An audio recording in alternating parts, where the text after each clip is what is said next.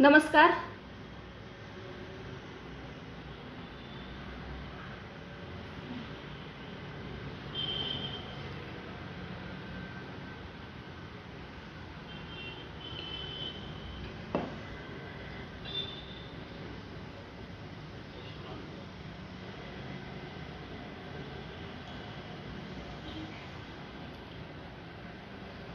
नमस्कार जय Jijau.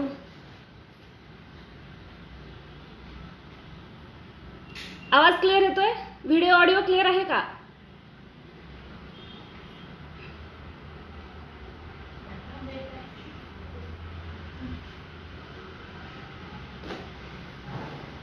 Video audio clear आहे?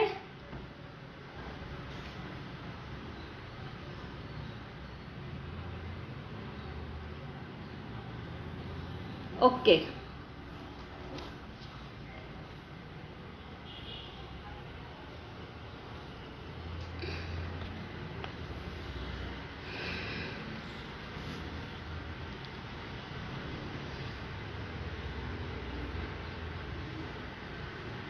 Corona काय म्हणतोय सगळ्यांना?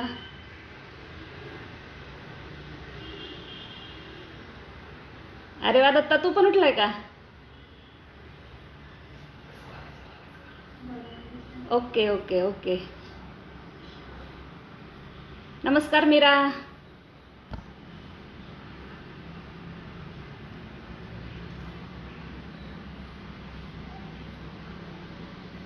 ओके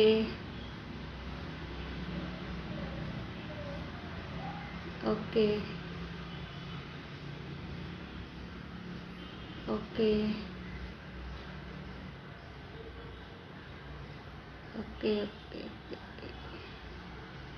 नमस्ते गणेश सर. धन्यवाद अमोल.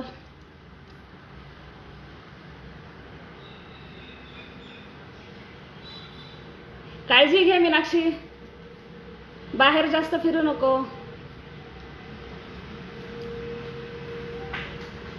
सुरू करूया.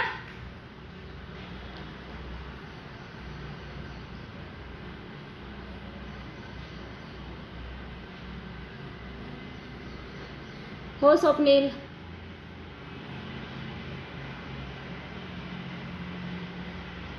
नमस्कार.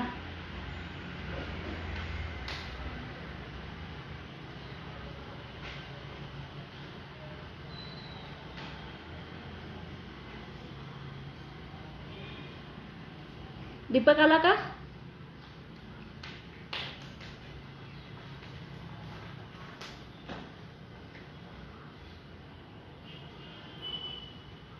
वा वा.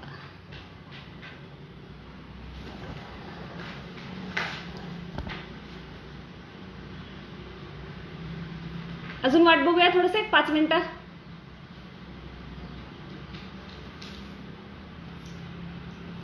Hello Swati.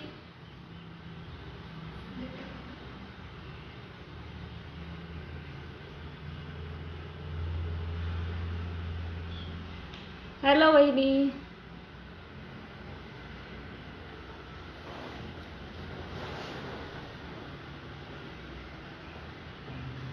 Hello Sapna.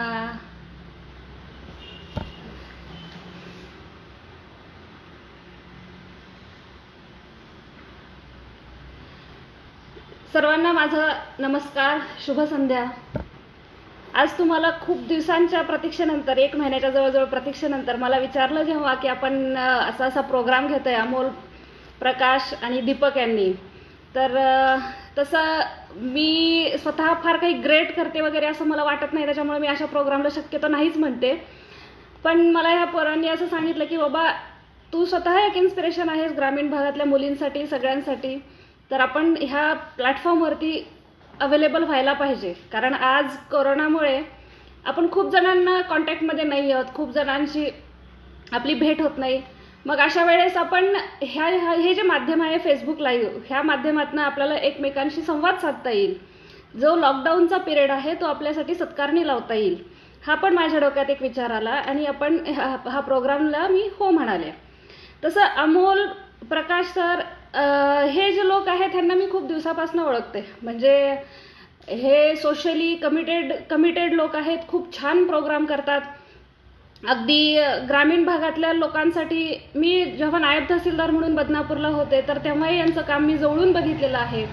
Socially active आहेत हे लोक आणि ह्यांनी हे सगळे ह्यांचं सगळ्यांचं बॅकग्राऊंड असं आहे की हे सगळे शेतकरी कुटुंबातून आलेले आहेत. ह्यांना शेतकरी कुटुंबाबद्दलची ग्रामीण भागाची पार्श्वभूमी असल्यामुळं ग्रामीण भागासाठी काहीतरी करण्याची ह्यांची कायम धडपड राहिलेली आहे. आणि अशा परिस्थितीमध्ये ते जे काम करतायत ते नक्कीच त्यांची दाद द्यावी असं आहे. jizaou.com माध्यमातून ते वेगवेगळे प्रोग्राम्स तर घेतातच, शिवाय लेख लिहिणे, सक्सेस स्टोरीज समोर आणणे, ग्रामीण भागातील शिक्षणात जे हुशार मुलं आहेत पण ज्यांची आर्थिक परिस्थिती नाही अशा मुलांना शिक्षणासाठी सपोर्ट करणे, अशी वेगवेगळ्या माध्यमातून यांचा ग्रामीण भागासाठी सपोर्ट चालू असतो. ह्या सगळ्या गोष्टींचा विचार करून मी असा विचार केला की बाबा आपण ठीक आहे, मी खूप ग्रेट वगैरे काम काही केलं असं माझं म्हणणं नाही आहे, पण नक्कीच ज्या परिस्थितीमधून आपण येतो त्या परिस्थितीशी जर आपण कम्पेअर केलं तर असं आपल्या लक्षात येतं की पोटेन्शियल ग्रामीण भागामध्ये सुद्धा खूप सारं आहे. मग खूप सारं पोटेन्शियल आहे पण ते पुढं येत नाही, मग पुढं काय येत नाही, ह्या सगळ्या गोष्टींचा विचार करावा आणि मग आपणही एक लोकांना की बाबा दिशा द्यावी, मुलींना विशेषतः दिशा द्यावी. त्यांनी स्वतः समोर यावं आणि समाजासाठी स्वतःसाठी जगलं पाहिजे, ही प्रेरणा त्यांना मिळावी, ह्या दृष्टिकोनातून मी आज इथं आलेली आहे. तर आज मी तुम्हाला माझं बॅकग्राऊंड तर तसं मी सांगणारच आहे. मुळात माझी सुरुवात कुठून झाली, कशी झाली, मी कशी घडत गेले. आज मी पुणे येथे assistant commissioner state tax GST मध्ये कार्यरत आहे. क्लास 1 ऑफिसर प्रशासनामध्ये आहे, प्रशासकीय कामकाज पार पाडते. मग लोकांना अशी अपेक्षा असते की बाबा लोकांना अशी अपेक्षा असते की तुम्ही प्रशासनात आहात तर प्रशासनाच्याच बाजूने तुम्ही प्रशासनाबद्दल बोललं पाहिजे, पण इट्स नॉट नेसेसरी. मला असं वाटतं की व्यक्ती ही फक्त प्रशासनात आहे म्हणजे ती प्रशासनापुरतीच मर्यादित नसते, त्या व्यक्तीचे बरेचसे पैलू असतात वेगवेगळे. तर मग मी विचार केला की बाबा माझा जो आवडीचं क्षेत्र आहे, म्हणजे मी जे आहे तर मला असं वाटतं मी शेती, निसर्ग आणि पुस्तक आणि माझे मित्रमैत्रिणी यांच्याशिवाय माझं कुटुंब यांच्याशिवाय मी शून्य आहे.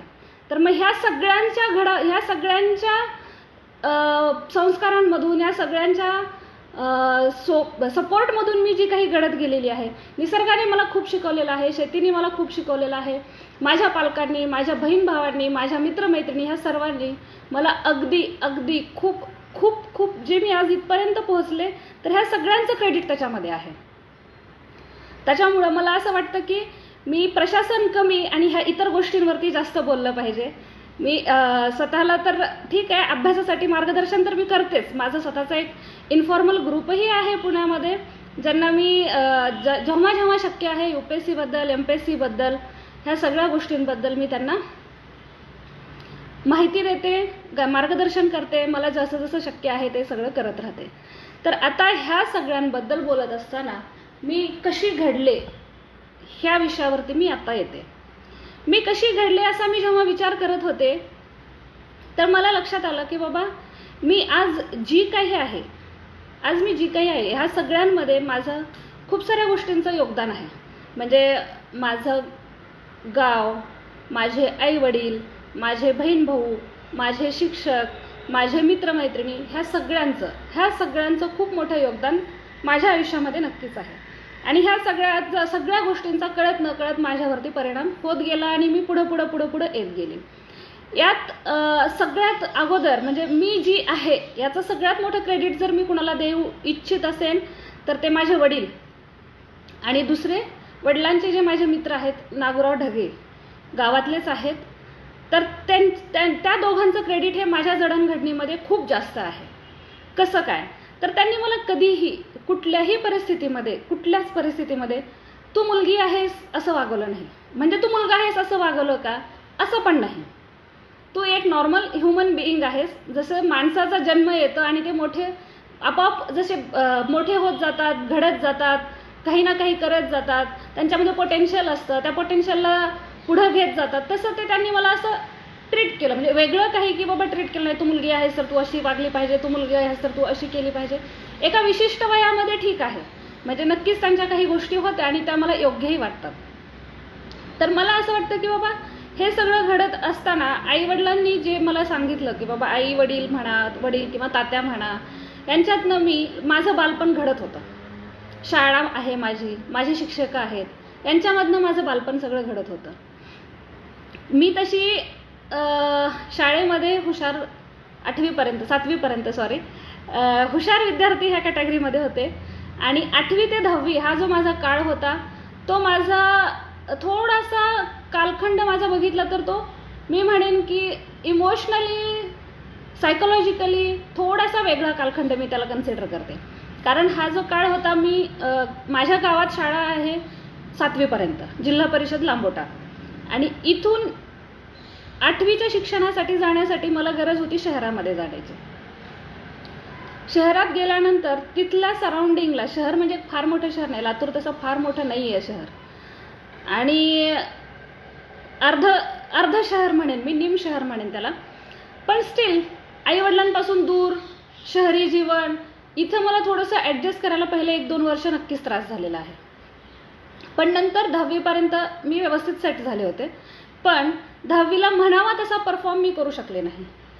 माझ्या अवतीभोवती काही लोक होते ज्यांच्याबद्दल तर मी आता काही बोलणार नाही, पण ते माझे कायम इन्स्पिरेशन राहिलेले आहेत. पण त्यांचंही असं होतं की बाबा ही 10वीच पास नाही होऊ शकणार, किंवा मग माझ्या वडिलांचं असं होतं की हिला काहीतरी शिकायला पुढं गेलं पाहिजे, पुढं शिकवलं पाहिजे. मग त्यांचं असं होतं की बाबा माझी मुलगी ही खूप शिकली पाहिजे. आणि माझ्या शाळेत पहिल्यांदा अगदी मी 4थीला 5वीला असताना पहिली महिला शिक्षिका माझ्या गावात आली होती. आणि ते बघून माझ्या वडिलांना असं वाटायचं की ह्या बाईंसारखं माझी मुलगी पण झाली पाहिजे, शिक्षिका झाली पाहिजे. मग हे होत असताना त्यांना माझ्याकडनं चांगल्याच अपेक्षा होत्या, पण शिकवायची इच्छा होती, सगळं होतं. पण तेही सराउंडिंग असं होतं की माझे काही रिलेटिव्ज असतील, जवळचे काही लोक असतील, त्या वडिलांना असं कायम म्हणत राहायचे की कशासाठी मुलीला इतकं शिकवण्याचा अट्टहास करतोयस, 10वी झाली, लग्न करून दे, मोकळं कर, जाऊ दे, डोक्यावरचं ओझं कमी होऊन जाईल. मला प्रश्न पडायचा, मी कसलं ओझं आहे, मी डोक्यावर कोणाच्या ओझं आहे, कसलं ओझं आहे, मी काय केलंय, म्हणजे माझ्या अशा कुठल्या गोष्टीचं यांच्यावरती ओझं आहे. मग माझ्या लक्षात आलं की बाबा हुंडा, लग्न, मुलगा चांगला न मिळणं वगैरे वगैरे वगैरे, ह्या ज्या इतर गोष्टी आहेत ग्रामीण भागात, त्याच सगळ्या गोष्टींचा त्यांनाही असंच वाटायचं की ह्या मुलींनी न शिकता पटकन लग्न करून मोकळं व्हावं. त्यांना सल्ले घेणारे होते, पण माझे वडील आणि त्यांचे मित्र ह्याच्यावरती ठाम होते की नाही, माझी मुलगी हुशार आहे आणि तिला पुढं मला शिकवायचं आहे. वडिलांचं अगदी ग्रॅज्युएशनपर्यंत वडिलांचं खूप क्लोज ऑब्झर्वेशन होतं माझ्यावरती की नाही, हे तू अभ्यास आहे काय, अभ्यासच केला पाहिजे. मग हे अभ्यास करत असताना पण माझं विश्व हे 2च गोष्टीभोवती फिरायचं. एक माझं कॉलेज, माझा अभ्यास, आणि दुसरं माझी शेती. मी जेव्हा लातूरला नसेल तेव्हा मी घरी असायची, आणि जेव्हा गावी आहे तर सकाळी पहाटे 5 वाजता वडिलांबरोबर उठून शेतावर गेलेली असायची. पहाटे 5 वाजता उठण्याची सवय ही वडिलांनी अगदी तेव्हाच्या काळापासून, म्हणजे लहान असताना, अगदी लहान, 1ली, 2री, 3री वगैरे असताना ह्या काळापासून मला त्यांनी सवय लावली होती की बाबा पहाटे 5ला उठून अभ्यासाला, 4 वाजता उठून अभ्यासाला बसला पाहिजे. मग भले तुम्ही संध्याकाळी 7:30-8 वाजता झोपा, काही हरकत नाही, पण सकाळी मात्र तुम्ही पहाटे 4-5ला उठलंच पाहिजे. आणि ह्या सगळ्या गोष्टींचा असा परिणाम असायचा की जेव्हा मी सुट्टीला घरी यायची, नेमकी सुट्टीला घरी आली की मग वडिलांसोबत शेतावर. मग शेतावर गेल्यानंतर काय, त्या वयानुसार ती कामं करत राहायची. म्हणजे कधी काहीच, अगदी लहान असताना काही फार विशेष काम नाही जमायचे, नाही, पण म्हणजे अगदी पेरणीसाठी वडिलांना मदत करणं, परत कापणीसाठी वडिलांना हार्वेस्टिंगसाठी मदत करणं, किंवा शेतीला क्लोजली ऑब्झर्व करणं, किंवा फुलांची वेगवेगळी झाडं लावणं, हे सगळं मी बघत राहायचे. माझे वडील तसे प्रगतशील शेतकरी होते त्या काळामधले, त्यांचं स्वतःच ते माझ्यामध्ये उतरलं पुढे. हे सगळं चालू होतं. म्हणजे मी अगदी नेचरच्या जवळ जवळ जवळ जात होती. मग शाळेत जेव्हा मी 8वी 9वी 10वीला गेले, मला असं वाटायचं की मी ग्रॅज्युएशन जे आहे तर ते साधारणतः ॲग्रिकल्चरमध्ये करावं. मला तेव्हा ॲग्रिकल्चर मला माहीत नव्हतं काय आहे ॲग्रिकल्चर वगैरे. मला फक्त इतकंच कळायचं की मला शेती आवडते आणि मला शेतीसाठी ॲग्रिकल्चर करायचं आहे. त्या काळात त्यावेळेस MPSC वगैरे काही माहिती नव्हतं. MPSC काय बरेच जण त्या काळामध्ये MPSCचा अभ्यास करायचा, UPSCचा अभ्यास करायचा आहे म्हणून ॲग्रिकल्चर करा असं एक तेव्हा ट्रेंड होता तो. हे मला आत्ता कळतंय, तेव्हा मला माहितीच नव्हतं ह्या गोष्टी. तर मला वाटायचं की ॲग्रिकल्चर करूया का तर मला शेतीत आवड आहे. पण नंतरच्या काळात असं होत गेलं ना की 8वी 9वी 10वीच्या काळात मला थोडंसं कळत होतं. मग जसं की मला असं मग माझ्याच डोक्यात हे प्रश्न यायचे की उद्या माझं लग्न झाल्यानंतर मग मला शेती करायला प्रोत्साहन नाही भेटलं, परमिशन नाही भेटली.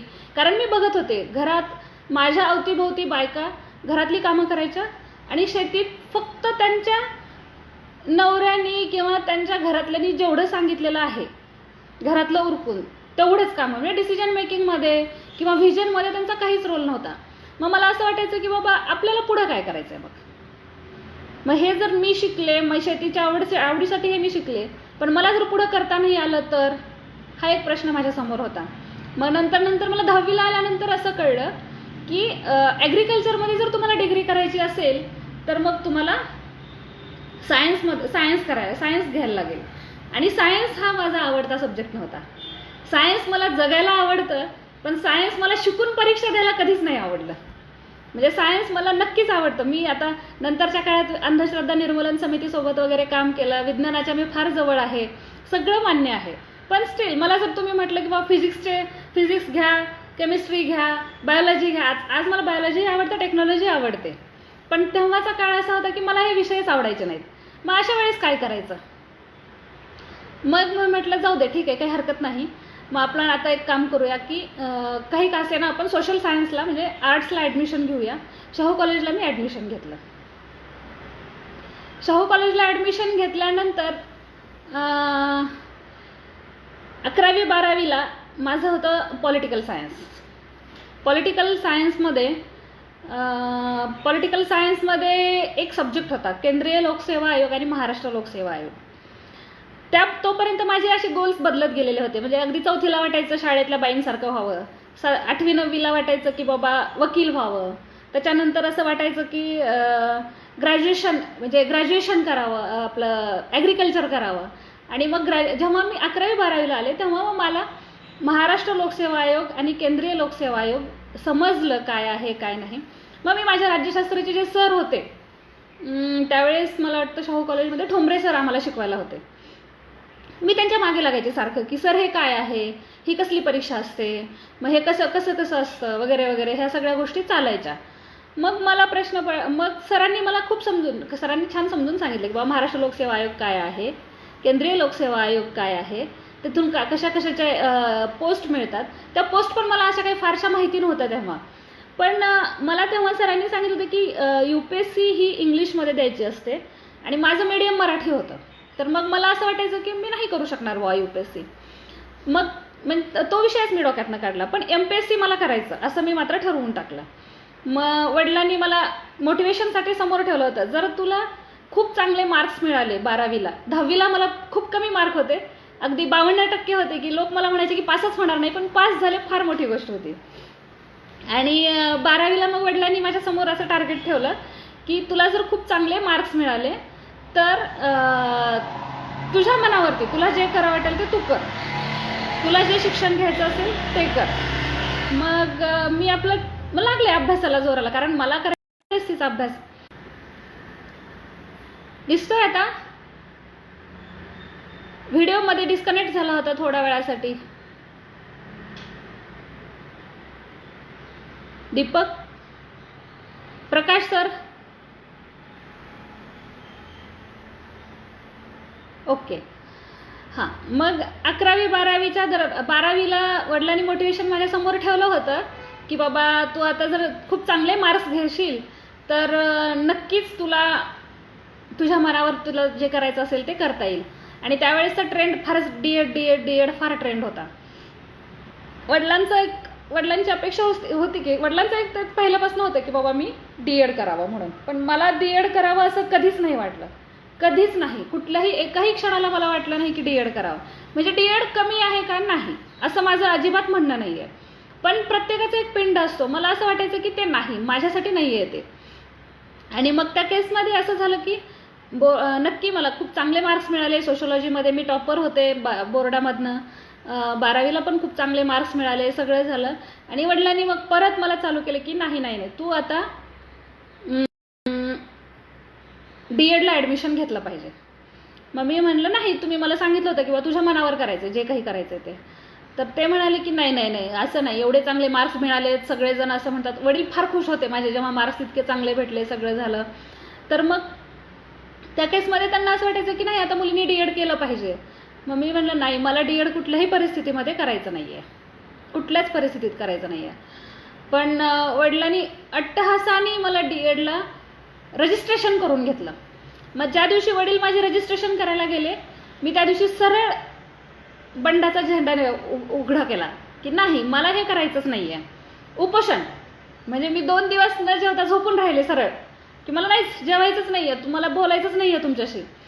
आणि मग 2 दिवस गेले. मग वडिलांना वाईट वाटलं की बाबा आपण पोरीवरती प्रेशराईज करतोय, तर आता D.Edची लिस्ट लागेपर्यंत 2-3 महिने वेळ जाणार आहे.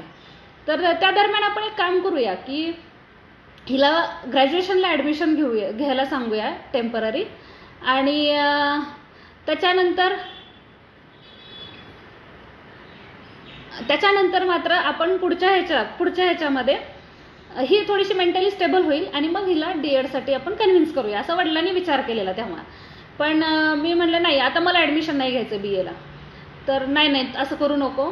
त्यांना असं होतं की पोरगी आपली झोपून राहते, बोलतच नाही आहे आपल्याशी, तर मग त्यांना वाईट वाटायचं. मग त्यांनी म्हणले की नाही असं काही करू नकोस, तू जा ॲडमिशन घे आणि आपण बघूया नंतर. मग शेवटी मी म्हटलं ठीक आहे घेऊया. मग मी दुसऱ्या दिवशी गेले कॉलेजला, शाहू कॉलेजला, ॲडमिशन घेतलं आणि मनाशी खुणगाठ बांधली. आता जे व्हायचं ते होऊ दे, जे काय व्हायचं ते होऊ दे, आता कुठल्याही परिस्थितीत मी D.Ed करत नसते. आणि घरी आले, वडिलांना सांगितलं तुम्ही मला सांभाळत तरी ठीक आहे, नाही सांभाळत तरी ठीक आहे, पण मी आता कुठल्याही परिस्थितीमध्ये D.Ed करणार नाही. मला घराच्या बाहेर हाकलून द्या, मी धुणी भांडी करून शिकेन, पण मला माझं ग्रॅज्युएशन कंप्लीट करायचं आहे, मला MPSCचा अभ्यास करायचा आहे. मग माझे जे ठोंबरे सर जे होते शाहू कॉलेजमधले, त्यांनी परत वडिलांना बोलवून घेतलं, त्यांना समजून सांगितलं की बाबा पोरीची इच्छा आहे तर करू द्या. मग वडिलांचं असं कधीच नाही, वडिलांनी माझ्या कधीच भेदभाव, मुलगी आहे मुलगा आहे असा भेदभाव केलेला नव्हता, कधीच कुठल्याच बाबतीत नव्हता केलेला. ते पण कन्व्हिन्स झाले ठीक आहे, काही हरकत नाही, एवढा अट्टहास करते तर करू देत. मग ग्रॅज्युएशनला जशी मी आले, ग्रॅज्युएशनचा काळ, पण ह्या सगळ्या काळामध्ये शेतीशी माझी नाळ मात्र अजिबात तुटलेली नव्हती. एकतर मी कॉलेजवर किंवा दुसऱ्या शेतावर, ह्या 2च गोष्टीत असायच्या. आणि तिसरं कॉलेज टाईममध्ये थोडंसं वेगवेगळ्या चळवळी होत्या स्टुडंटच्या, तिथं पण मग मी ॲक्टिव्ह असायची. म्हणजे अंधश्रद्धा निर्मूलन समिती असेल, मग विज्ञानवादाचा दृष्टिकोन समाजात रुजवण्यासाठी प्रयत्न करणं असेल. शाहू कॉलेजचे जे विद्यार्थी आपले सर होते, बावगे सर वगैरे, त्यांच्यासोबत मी काम करायची. तर बऱ्याचदा गावोगावी जाऊन आम्ही प्रोग्राम घ्यायचो. मग हे सगळं करत असताना मग त्याच्यानंतर मग मी स्वतः मात्र ह्याच्यातनं घडत गेले. माझे विचार अजून क्लिअर होत गेले, वाचनाची सवय आवड निर्माण झाली, वाचन करत गेले, वेगवेगळे विषय माझ्या डोक्यात येत गेले. मला तेव्हा मला आठवतं चांगलं, मी शाहू महाराजांचं चरित्र वाचलेलं. तेव्हाही मी अशी कथा कादंबऱ्यामध्ये जास्त रमणारी नव्हते. म्हणजे नक्कीच मला आवडतं, आजही आवडतं. कथा कादंबऱ्या जरी असतील तर त्या काल्पनिक नसाव्यात, मला रिअल लाईफ स्टोरीजमध्ये जास्त इंटरेस्ट असतो. मग तेव्हाही मी चरित्र वाचायची. मानवी जीवनाशी, निसर्गाशी जे जवळ जाणार आहे अशा गोष्टींमध्ये मला जास्त इंटरेस्ट यायचा. आणि त्यावेळेसचे जे माझे हे जे सर होते, म्हणजे टीम होती, तर ह्यांनी पण मला खूप सपोर्ट केला की बाबा तू हे कर, तू असं कर, तू तसं कर. त्यांनाही वाटायचं की बाबा ही ॲक्टिव्ह आहे, हिने काहीतरी नक्कीच काही ना काही करत राहायला पाहिजे. मग परत ग्रॅज्युएशन ॲज युजल.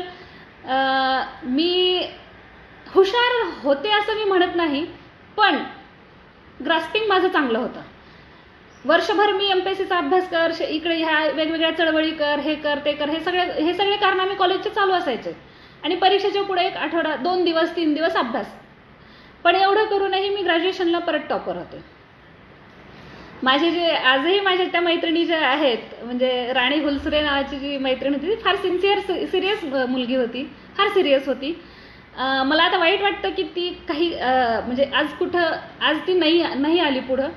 पण ती अतिशय सिन्सिअर आणि हुशार असायची, वर्षभर अभ्यास करायची. आणि तिला असं वाटायचं की बाबा हिने 2 दिवस अभ्यास करूनच ही इथपर्यंत येते, तर आम्ही वर्षभर करून पण आम्ही तिथंच, आणि 2 दिवस अभ्यास करून पण ही तिथपर्यंत आहे. तर मग ती पण मला सतत बूस्ट करत राहायची की मनीषा, तुझ्यामध्ये कॅपॅसिटी आहे, तू कर. तिला तिच्या घरच्या काही अडचणी असतील, नक्कीच ती येऊ शकली असती पुढे, पण ती आली नाही. पण असं माझं ग्रॅज्युएशन झालं. ग्रॅज्युएशन नंतर आता PG करण्याचा विषय होता डोक्यात. PG कुठल्या विषयात करायचा? PG करत असताना परत मला असं वाटायचं की बाबा आपण पब्लिक ॲडमिनिस्ट्रेशनमध्ये पोस्ट ग्रॅज्युएशन करूया. माझं ठरलं होतं की बाबा आपण त्याच्यातच करायचं. आणि एक मन म्हणायचं की पुणे विद्यापीठात जा, ॲडमिशन घे, आणि तिथं गेल्यानंतर तुला इतरही गोष्टी करता येतील, UPSC MPSC म्हणा, आणि सायमल्टेनियसली तुझं पोस्ट ग्रॅज्युएशन पण होईल. पण माझी तशी हिंमत नाही झाली वडिलांना म्हणण्याची की मला पुणे विद्यापीठात जाऊन ॲडमिशन घ्यायचं आहे, तिथं मला हे करायचं आहे वगैरे. काही कारणं असतील, मला नाही वाटत. म्हणजे कदाचित मला कधी कधी असं वाटतं की घरात मी मोठी असल्यामुळं मी फायनान्शियल बर्डन वडिलांवरती जास्त पडू नये ह्याचा पण मी विचार करत राहायची की फायनान्शियल बर्डन वडिलांवरती नको बाबा, लहान बहीण भाऊ आहेत, त्यांचे शिक्षण आहेत, दत्ता त्यावेळेस इंजिनिअरिंगला होता, उषा, पद्मराज हे अजून लहान होते, म्हणजे शाळेत कॉलेजमध्ये वगैरे. पण हे बर्डन मग माझ्या एकटीचं यांच्यावरती जास्त पडायला नको असं वाटत राहायचं. मग त्याच्यामध्ये मी तिथंच मग लातूरलाच दयानंद कॉलेजला ॲडमिशन घेतलं. आणि माझे एक सर होते, शिंदे सर होते, आणि मी डिपार्टमेंटला जाऊन भेटले आणि मी त्यांना सांगितलं की सर, कॉलेज खूप लांब होतं, मी कॉलेजला सायकलवरती जायची शाहू कॉलेजला असताना, आणि दयानंद कॉलेज मला रेग्युलर सायकलवरती जाणं हे खूप कठीण वाटायचं की बाबा खूप दूर आहे घरापासनं, आणि दररोज मग मला चालवणं शक्य नाही, रिक्षा मला परवडणं शक्य नाही, सिटी बसेस तेव्हा बंद होत्या लातूरमध्ये. मग अशा वेळेस काय करायचं? मग मी डिपार्टमेंटमध्ये HODना भेटले, तिथं शिंदे सर म्हणून पण होते. मी सरांना सांगितलं की सर, मी MPSCचा अभ्यास करणार आहे, आणि मी घरी बसून अभ्यास करते आणि फक्त एक्झामला येते, मला परमिशन द्या.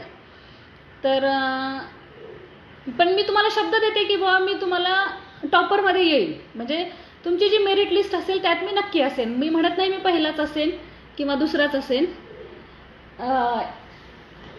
पहिला किंवा दुसरा असेल असं मी म्हणत नाही, पण जे काही असेल तुमच्या मेरिट लिस्टमध्ये. एकच मिनिट.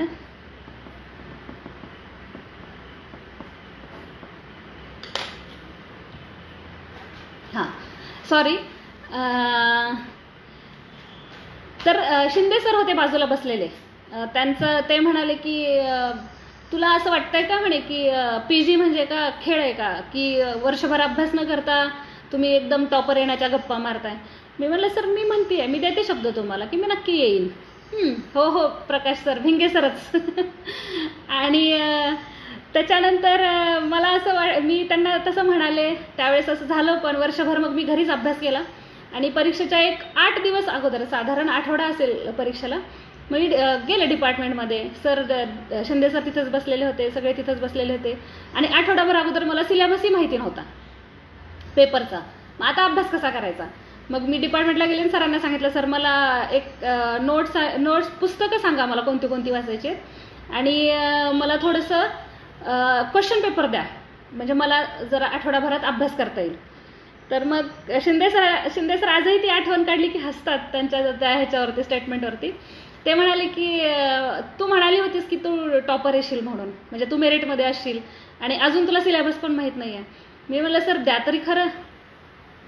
मग सरांनी नोट्स दिल्या, पुस्तकं दिले, लिस्ट दिली, सिलेबस दिलं, सगळे दिले, सगळेच झाले. एक्झाम झाली फर्स्ट इयरची, आणि जेव्हा रिझल्ट आला तर जो शिंदे सरांचा पेपर होता त्यात तर मी युनिव्हर्सिटीतच टॉपर होते, आणि बाकीचे जे होते तर त्यात पण मी टॉपर होते. शिंदे सरांच्या ह्याच्यामध्ये पर्टिक्युलरली युनिव्हर्सिटीमध्ये टॉपर होते.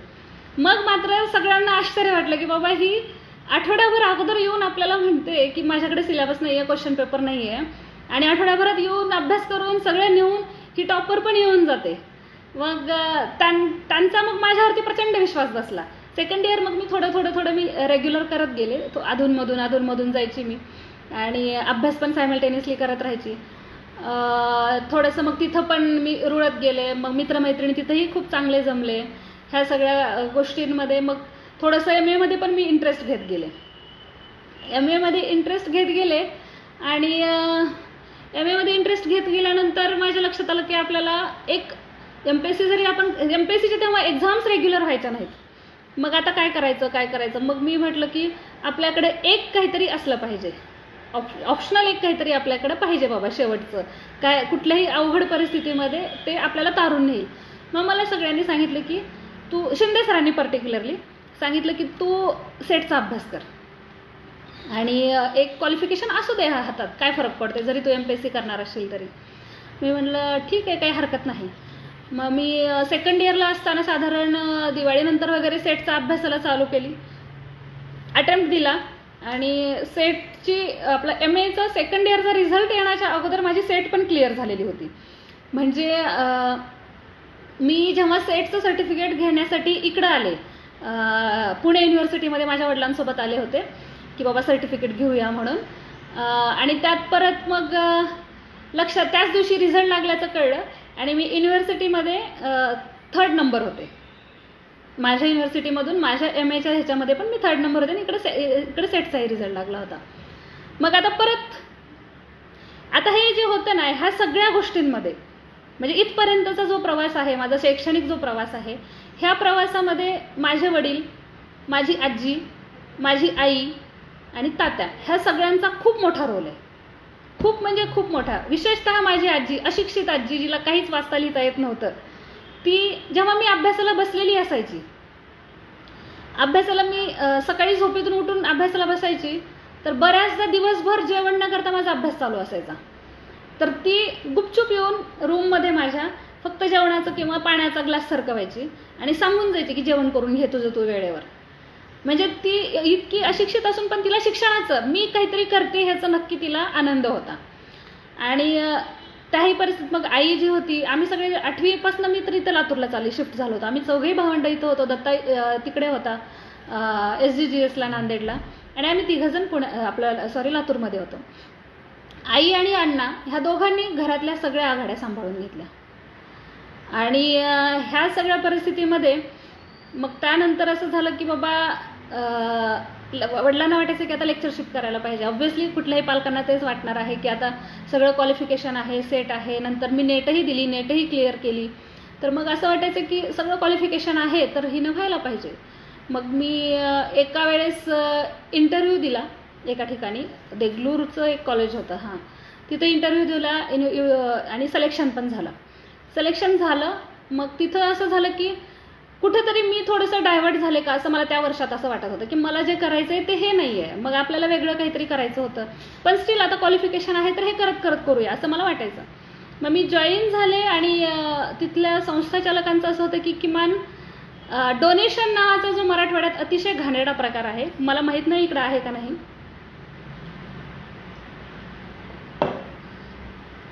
इथं माझ्या लक्षात आलं की इतकं क्वालिफिकेशन आहे पण त्यांनी स्टील संस्थाचालकांनी डोनेशनची डिमांड केली. मग मी सरळ प्राचार्यांकडे गेले आणि मी त्यांना सरळ सांगितलं मी डोनेशन देणार नाही, तुम्हाला काय कुठलंही, आणि जे काही बोलायचं असेल, जे काही करायचं असेल प्राचार्यांथ्रू माझ्यापर्यंत यावं, संस्थाचालकांनी मला कुठल्याही विषयावर बोलण्याची काही संबंध नाही. माझं थोडंसं खटकलं प्राचार्यांसोबत तिथं आणि संस्थाचालकांसोबत पण. मग मी विचार केला की मला डोनेशन देऊन मी माझ्या बुद्धीच्या बळावरती जर इथपर्यंत आलेली आहे तर मग मला यांच्यासमोर लाचार होण्याची गरज काय, मी का त्यांच्यासमोर लाचार व्हावे. मग मी म्हटलं की नाही, मला असं विकत घेऊन नोकरी नाही करायची, माझ्याकडं बुद्धी आहे, गुणवत्ता आहे, तर त्या गुणवत्तेच्या बळावरच मला जे मिळेल ते मिळेल, आणि जिथं मला पैसे देऊन घेण्याची गरज आहे ते मी काहीच करणार नाही. आणि तिथं मी राजीनामा दिला की मला नाही करायचं आहे. त्याच दरम्यान मला UPSC दत्ता तोपर्यंत दत्ता जॉबला लागला होता, नाशिकला होता. आणि मी दत्ताशी बोलले की अरे मला असं वाटतं की UPSCचा अभ्यास करायला पाहिजे. UPSCचं खूळ मला पहिल्यांदा तेव्हा डोक्यात आलेलं, अभ्यास करायला पाहिजे. मग दत्ता म्हणला कर की अक्का, काय हरकत नाही. पण मग वडिलांचा विरोध होता. वडिलांचं असं होतं की आता PG झाल्यानंतर UPSCचा अभ्यास करणं म्हणजे खूप कठीण आहे, बाकी पुढच्या जबाबदाऱ्या, बाकी ज्या सामाजिक त्यांची कर्तव्य होते त्यांना पार पाडायला कठीण जाईल वगैरे वगैरे. तिथंही मला थोडाफार स्ट्रगल करावा लागला वडिलांसोबत की नाही आपल्याला हे करायचंय, हे करायचंय. पण वडिलांचा अट्टहास होता की नाही तू हेच करायचंय. मी राजीनामा देऊन तर सरळ निघून आले होते घरी. मग आता काय करायचं. मग शेवटी मन थोडंसं नाराज झालं. फॉर्म मी CACचा जो आहे तो फॉर्म मी भरला होता SICचा. आणि आता जायचं का नाही जायचं हा डोळ्यासमोर प्रश्न होता. दत्ता म्हणाला की एक काम करा का, तुला काही तू परीक्षा तर देऊन ये, आपण नंतर बघूया. मग मला काहीच माहीत नव्हतं, UPSCचं काहीच लिटरली एक शब्दही माहिती नव्हता. फक्त UPSCची एक्झाम आहे एवढंच माहिती होतं. आणि CACची एंट्रन्स दिली. सुदैवाने मी ती एक्झाम क्लिअर पण केली. मग दत्तानी वडिलांना कन्व्हिन्स केलं की नाही तिची जी इच्छा आहे तिला करू द्या, तुम्ही आर्थिक बर्डन घेऊ नका, मी स्वतः तिचं बर्डन जे काही असेल मी तिला सपोर्ट करतो, जे काही असेल ते, कुठली जी काही परिस्थिती असेल, उद्या काही अडचण आली तर मी बघतो. आणि नेमकं असं झालं की UPSCचा अभ्यासाला लागली. एक 4-6 महिन्याचा कालावधी गेला असेल आणि त्यात वडिलांचा ॲक्सिडेंटल डेथ झाली. तो धक्का हा परत मला असं होतं की आता काय करायचं. मला असं वाटायचं की बाबा मी मोठी आहे तर मी घरातली आर्थिक जबाबदारी घेतली पाहिजे, लेक्चरशिप केली पाहिजे, क्वालिफिकेशन आहे माझ्याकडं. आणि बाकीच्या उषा पद्मराज तर ऑब्व्हियसली लहानच होते, पद्मराजचं जस्ट 12वी झालेलं होतं. मग अशा केसमध्ये म्हणजे पद्मराज सगळ्यात छोटा भाऊ. मग अशा केसमध्ये आता मला असं वाटायचं की मी आता आर्थिक जबाबदारी घेतली पाहिजे. पण परत दत्ता माझ्या पाठीशी उभा राहिला. नाही अक्का, तुला जे करायचं आहे, जसं करायचं आहे तू कर, हे घरातल्या कुठल्याही गोष्टींचा तू विचार करू नकोस, आम्ही सगळे तुझ्या पाठीशी आहोत. आई, आजी आणि बहीण भाऊ हे सगळे माझ्या पाठीशी त्याही परिस्थितीमध्ये उभे राहिले की नाही तुला जे करायचं आहे ते तू कर. मग हे सगळं करत असताना शेतीची जबाबदारी परत आईवरती आणि छोटा भाऊ पद्मराजवरती आली. मग मला वाईट वाटायचं की ह्या दोघांना सगळं करावं लागतंय, मी काहीच करत नाहीये. ह्या गोष्टींचं मला नक्कीच दुःख व्हायचं. पण हे स्वप्न पण होतं जे पुढे मी बघितलेलं होतं ते पण फुलफिल करायचं होतं. ह्या दोन्ही गोष्टी होत्या. मग अशा केसमध्ये मला काहीतरी थोडंसं कॉम्प्रोमाइज करावं लागणार होतं. पण दत्तानी ह्या बहीण भावंडांनी खूप सपोर्ट केला की नाही तुला जे करायचं ते कर. पण वडील जाण्याच्या धक्क्यातनं मी सावरू शकत नव्हते. मला इमोशनली मी थोडीशी वीक झाले होते त्या पिरियडमध्ये. मग मला काही ज्या मैत्रिणी होत्या तर त्यांनी मला सांगितलं, हा माझ्या आयुष्यातला खूप मोठा टर्निंग पॉईंट होता. माझ्या एक वैशू म्हणून आहे, वैशाली परदेशी, तिचं त्यावेळेस तहसीलदारचं सिलेक्शन झालेलं होतं. तिनं मला सांगितलं की मनीषा एक काम कर, तू इमोशनली स्टेबल होत नाही आहेस, तू विपश्यनाला जाऊन ये. आणि ह्या पोरींनी, हे सिनियर होते, मला सगळे खूप सिनियर होते आणि मला खूप छान अगदी लहान मुलीसारखं, लहान बाळासारखं ह्यांनी मला सांभाळले त्या काळामध्ये. आणि त्यांनी मला सांगितलं की बाबा तू जा. त्यांनी मला तिथं विपश्यनाला इगतपुरीला रजिस्ट्रेशन करून दिलं, तिथं पाठवलं. आणि तो जो पिरियड होता तो माझ्या आयुष्यातला नक्की टर्निंग पॉईंट ठरला. आयुष्याकडे बघण्याचा, समाजाकडे बघण्याचा, स्वतःकडे बघण्याचा एक दृष्टिकोन मला तिथं मिळाला. म्हणजे कुणी काही जरी म्हणालं ना, मी कायम हे सांगत असते की विपश्यना ही माझ्या आयुष्यातला टर्निंग पॉईंट आहे. आणि त्याच्यानंतर मात्र मग मी CACचं ऑब्व्हियसली त्या वर्षीचं प्रिलिम डाऊन झाले मी UPSCची. आणि परत मग सेकंड ह्याच्या वेळेस मग यशोदामध्ये जी एंट्रन्स होती तिथली एंट्रन्स दिली आणि तिथली एक्झाम क्लिअर झाली. मग यशोदामध्ये आल्यानंतर मला परत मी अभ्यास खूप छान करायचे, पण मी स्वतःला फार अंडर एस्टिमेट करायचे. विशेषतः दिसतंय का कनेक्शन पुअर झालेलं मध्येच. ऑडिओ व्हिडिओ येतोय, क्लिअर आहे? ओके.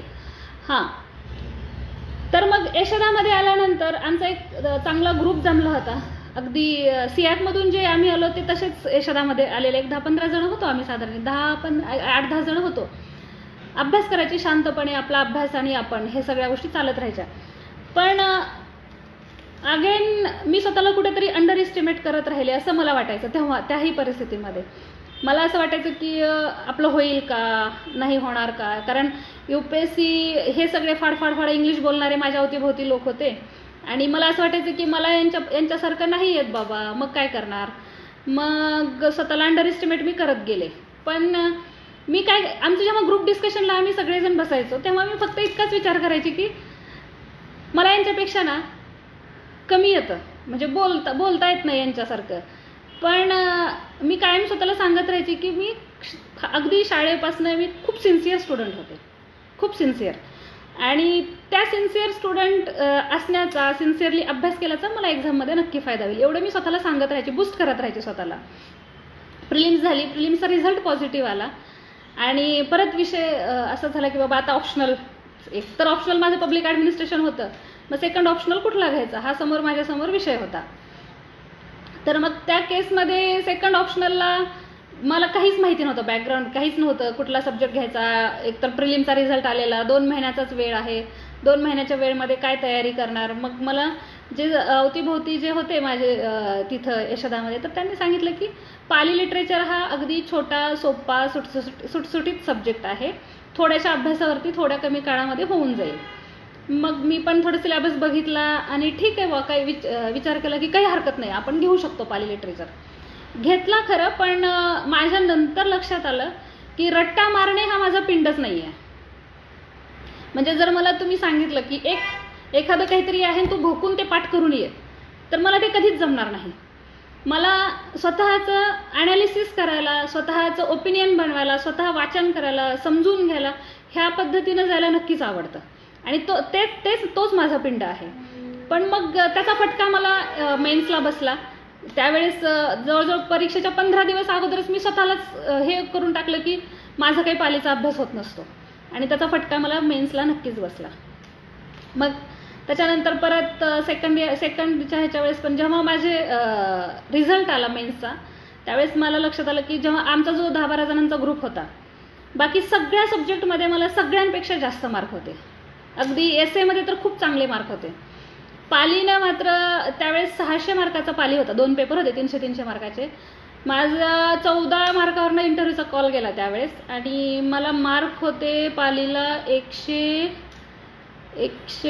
दोन्ही पेपरचे मिळून 139 का 40 काहीतरी. म्हणजे मला तेव्हा फार वाईट वाटलेलं की अरे किती जरी कसाही सब्जेक्ट मी घेतला असता तर त्या परिस्थितीमध्ये, सोशॉलॉजी जरी मी घेतला असता त्यावेळेस सोशॉलॉजीचे खूप वाईट मार्क म्हणजे 250-300 असायचे आणि तेवढे मार्क तर नक्कीच मिळाले असते. पण मला नंतर मी डेअरिंग नाही केली की परत मी सब्जेक्ट बदलण्याची डेअरिंग नाही केली आणि परत हिस्ट्री रिपीट झाली. मग मात्र लक्षात आलं की आता ह्याच्यापेक्षा जास्त वेळ मी देऊ शकत नाही एक्झामसाठी, UPSCसाठी. आणि आता मला लवकरात लवकर सेटल होणं गरजेचं आहे. कारण एकतर मी घरात मोठी आहे, भाऊ सगळे सपोर्ट करतायत, म्हणून आपण कितीही दिवस परीक्षा देत राहणं मला काही ते पटत नव्हतं. मग MPSCचा अटेम्प्ट दिला त्यावर्षी 2011चा अटेम्प्ट आणि त्यावेळेस मी नायब तहसीलदार झाले. त्यावेळेस नायब तहसीलदार झाल्यानंतर चांगले मार्क्स चांगले होते, सगळं चांगलं होतं, ठीक होतं. पण असं फार जवळून मग सिस्टीम जवळून बघायला भेटली. पोस्टिंग माझी लातूरलाच होती, लातूर, रेणापूर वगैरे ह्या भागातच सिस्टीम जवळून बघायला भेटली आणि असं वाटत होतं की मी जी आहे, म्हणजे मला स्वतःला निसर्गासोबत कनेक्ट राहायला फार आवडतं. म्हणजे अगदी जे कुठली गोष्ट असेल, जंगल असेल, झाड असेल, शेती असेल किंवा नैसर्गिक कुठलीही गोष्ट असेल, अगदी फ्लोमध्ये जे चालणारी गोष्ट असेल, म्हणजे ह्या कृत्रिम जगात मी रमणारी नाही आहे. मग मला सिस्टीममध्ये थोडंसं असं वाटत गेलं की ह्या सगळ्या गोष्टींपासून मी दूर गेली आहे.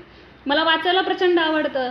मी त्या डिपार्टमेंटला आहे तोपर्यंत मी 2 वर्षात एक पुस्तकाचं एक पानही वाचलं नव्हतं. मग त्याच्यानंतर माझ्या लक्षात आलं की आपण थोडंसं डिपार्टमेंट चेंज करून बघूया, परत एक्झाम देऊया. आणि नंतर मी एक्झाम दिली. परत मग आत्ताची जी पोस्ट आहे assistant commissioner state tax, GST, सध्याचं GST तेव्हाचं VAT, तिथं माझं सिलेक्शन झालं आणि लाईफला मी असं म्हणेन की तो टर्न भेटला अगदी चांगला. मला छान पद्धतीनं मी जगायला शिकले, मस्त माझ्या पद्धतीनं शेती म्हणा, ह्या इतर गोष्टी, ह्या सगळ्यांमध्ये मला छान जमलं. आणि त्याच्यानंतर मी पुण्यात जॉईन झाले. पण एकदा असंच झालं होतं, मी पुण्यातून गावी गेले होते. माझे वडील तर तसे अगदी खूप छान शेती करायचे, खूप छान. म्हणजे मला आठवतं चांगल्या पद्धतीनं की खूप सारे प्रश्न त्यांच्यासोबत माझे डिस्कस व्हायचे, खूप सारे विषय डिस्कस व्हायचे, शेतीबद्दल म्हणा किंवा इतर गोष्टी म्हणा. त्यातनं मी बघत होते मला शेतामध्ये गेलं की खूप छान वाटायचं तेव्हा लहानपणी. पण जसं वडील गेले तसं शेतीकडे आईने केलं. 3-4 वर्ष अगदी वडिलांच्या तोडीची शेती आईने केली.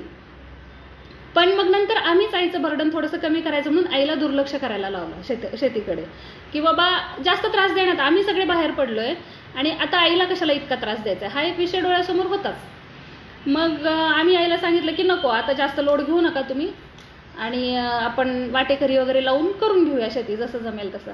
पण एकदा मी असंच शेतात गेले आणि शेतातली जी उदासीनता बघितली की मला फार वाईट वाटलं, की अरे वडील असताना आपल्या लहानपणी हे इतकं छान होतं सगळं, आणि आता अचानक इतकं कसं काय उदास झालंय.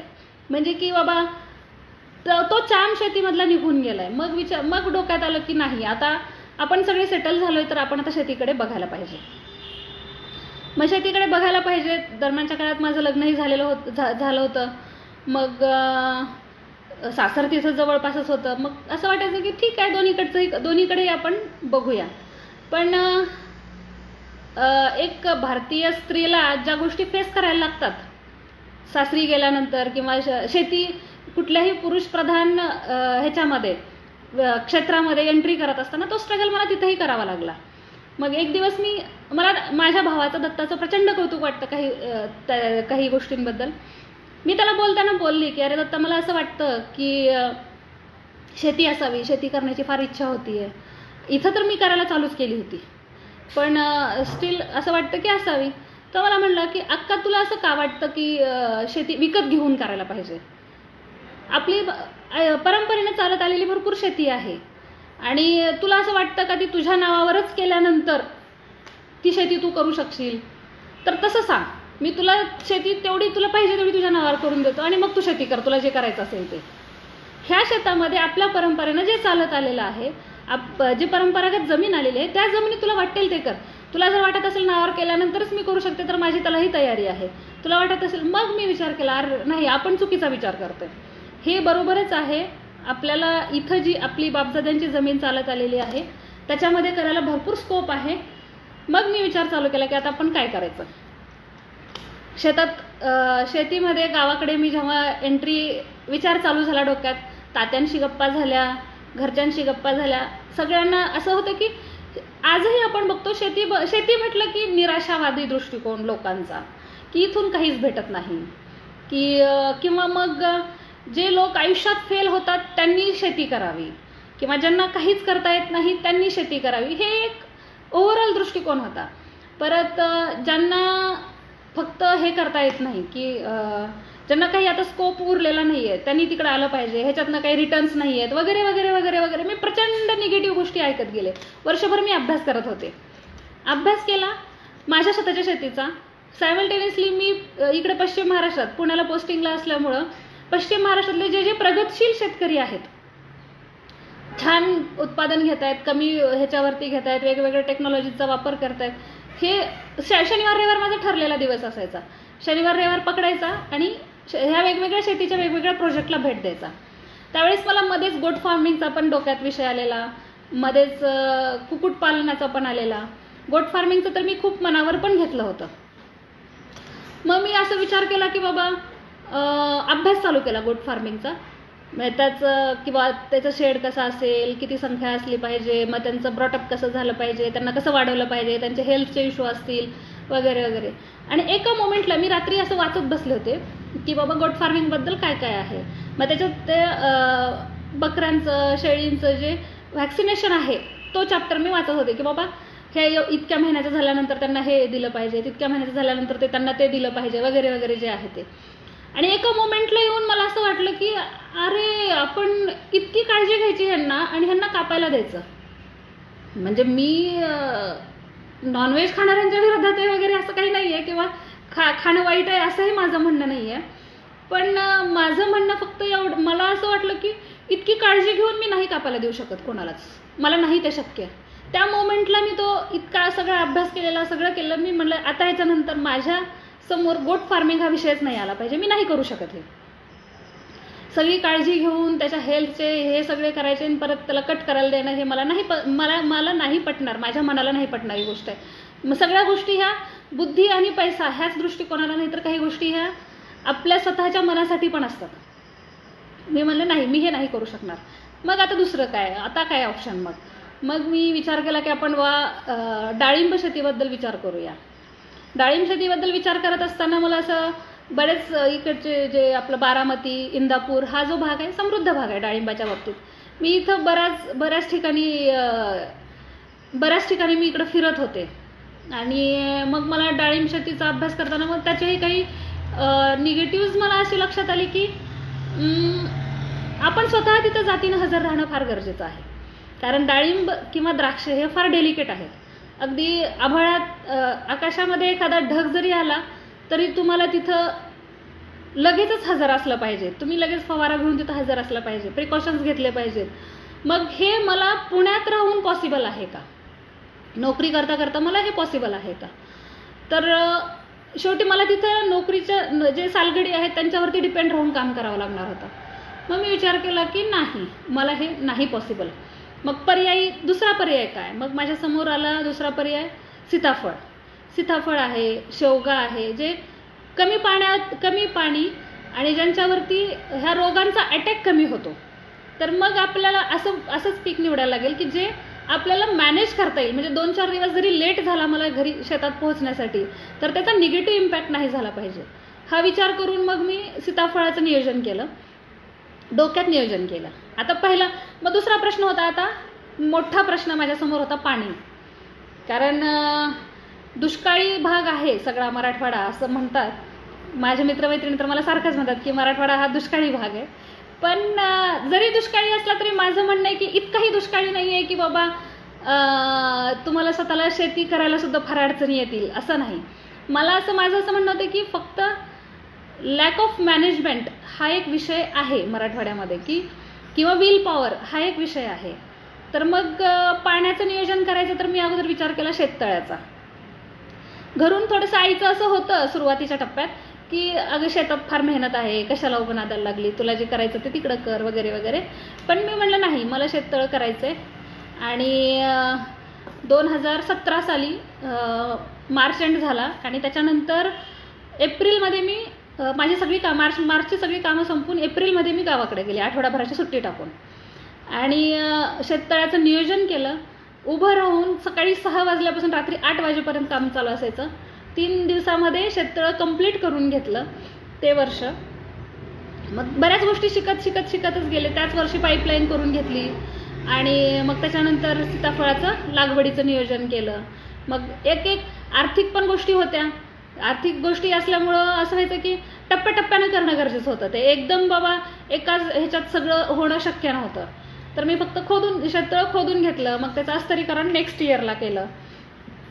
आज 1 कोटी लिटरचं शेततळं आहे. पाणी अगदी व्यवस्थित आहे, सगळं व्यवस्थित चालतं. सुरुवातीला असं वाटायचं 1 वर्ष गेलं की आपल्याला जमेल का, आपल्याला हे होईल का, पाणी पुरेल का वगैरे वगैरे. पण लक्षात आलं की नाही, पाणी पुरतं, म्हणजे इतकं पण हे नाही आहे.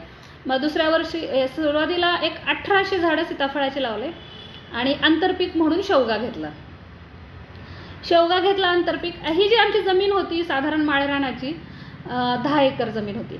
आणि ही जमीन जेव्हा करायला सुरुवात केली तेव्हा खूप जणांनी मला हे सांगितलं की असल्या माळावर काहीच येणार नाही, तू कशाला हे करतेस, कशासाठी तू विनाकारण ह्याच्यामध्ये पैसा इन्व्हेस्ट करतेस, खर्च करतेस, तुला बरेचसं मग इथं अगोदर तुला 10 लाखाची तर मातीच टाकावी लागेल, किंवा मग पाण्याचं नियोजन नाही आहे, मग तू लावलं तरी ते झाडं जळून जातील.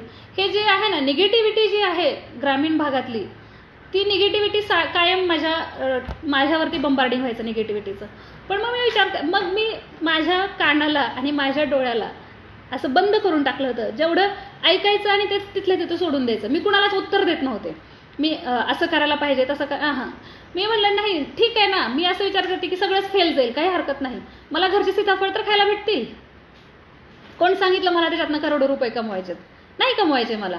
मग त्याच्यावरती त्यांच्याकडे उत्तर असायचं नाही. जर ही खाण्यापुरतंच म्हणते तर मग ह्याच्यापेक्षा अजून काय वाईट असणार आहे. मग ते म्हणायचे ठीक आहे असू दे कर. मग हे जेव्हा हे पण करत गेले, मग सीताफळ झालं, फळबागापर्यंत विषय आला, तर मग तेव्हा परत काही जे हितचिंतक असतात आपल्या अवतीभोवती, त्यांनी मला हे पण सांगितलं की तू एवढं करतेस, ही शेती तुझ्या माहेरची आहे हे विसरू नकोस. आणि उद्या भावांनी जर असं विषय काढला की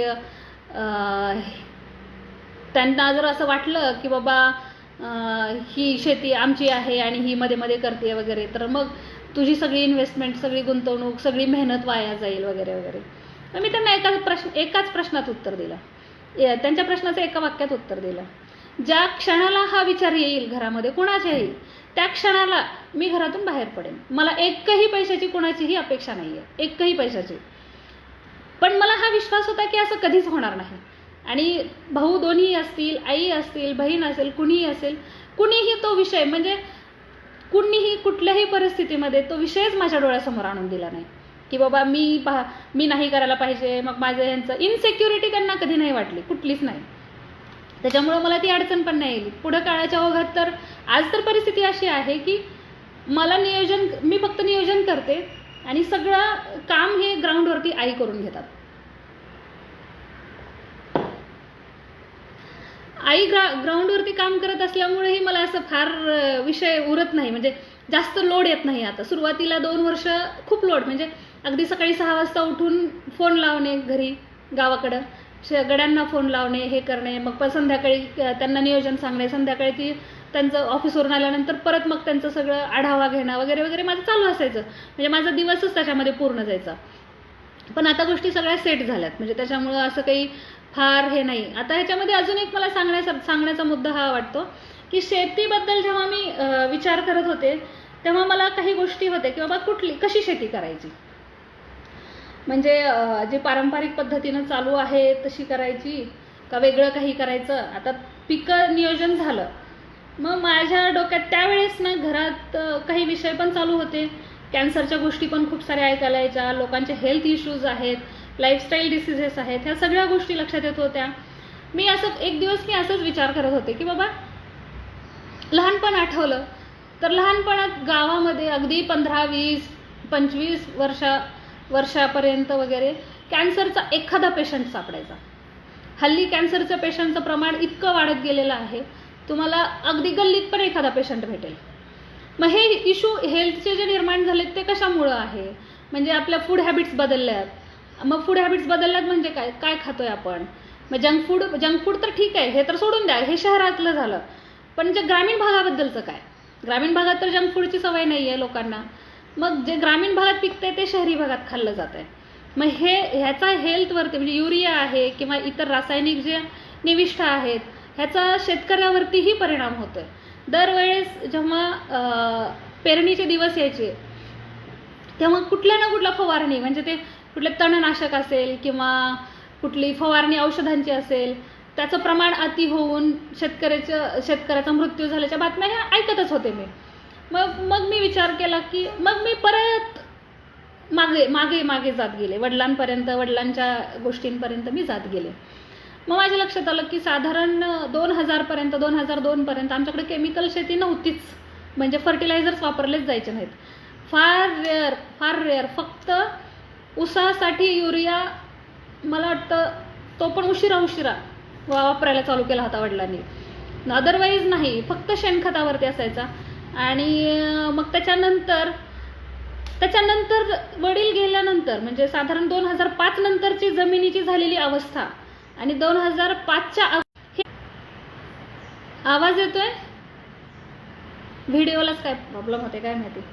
हां असो, तर 2005च्या पूर्वीची जमीन आणि 2005च्या नंतरची जमीन ही जी आहे मी स्वतः ऑब्झर्व केली.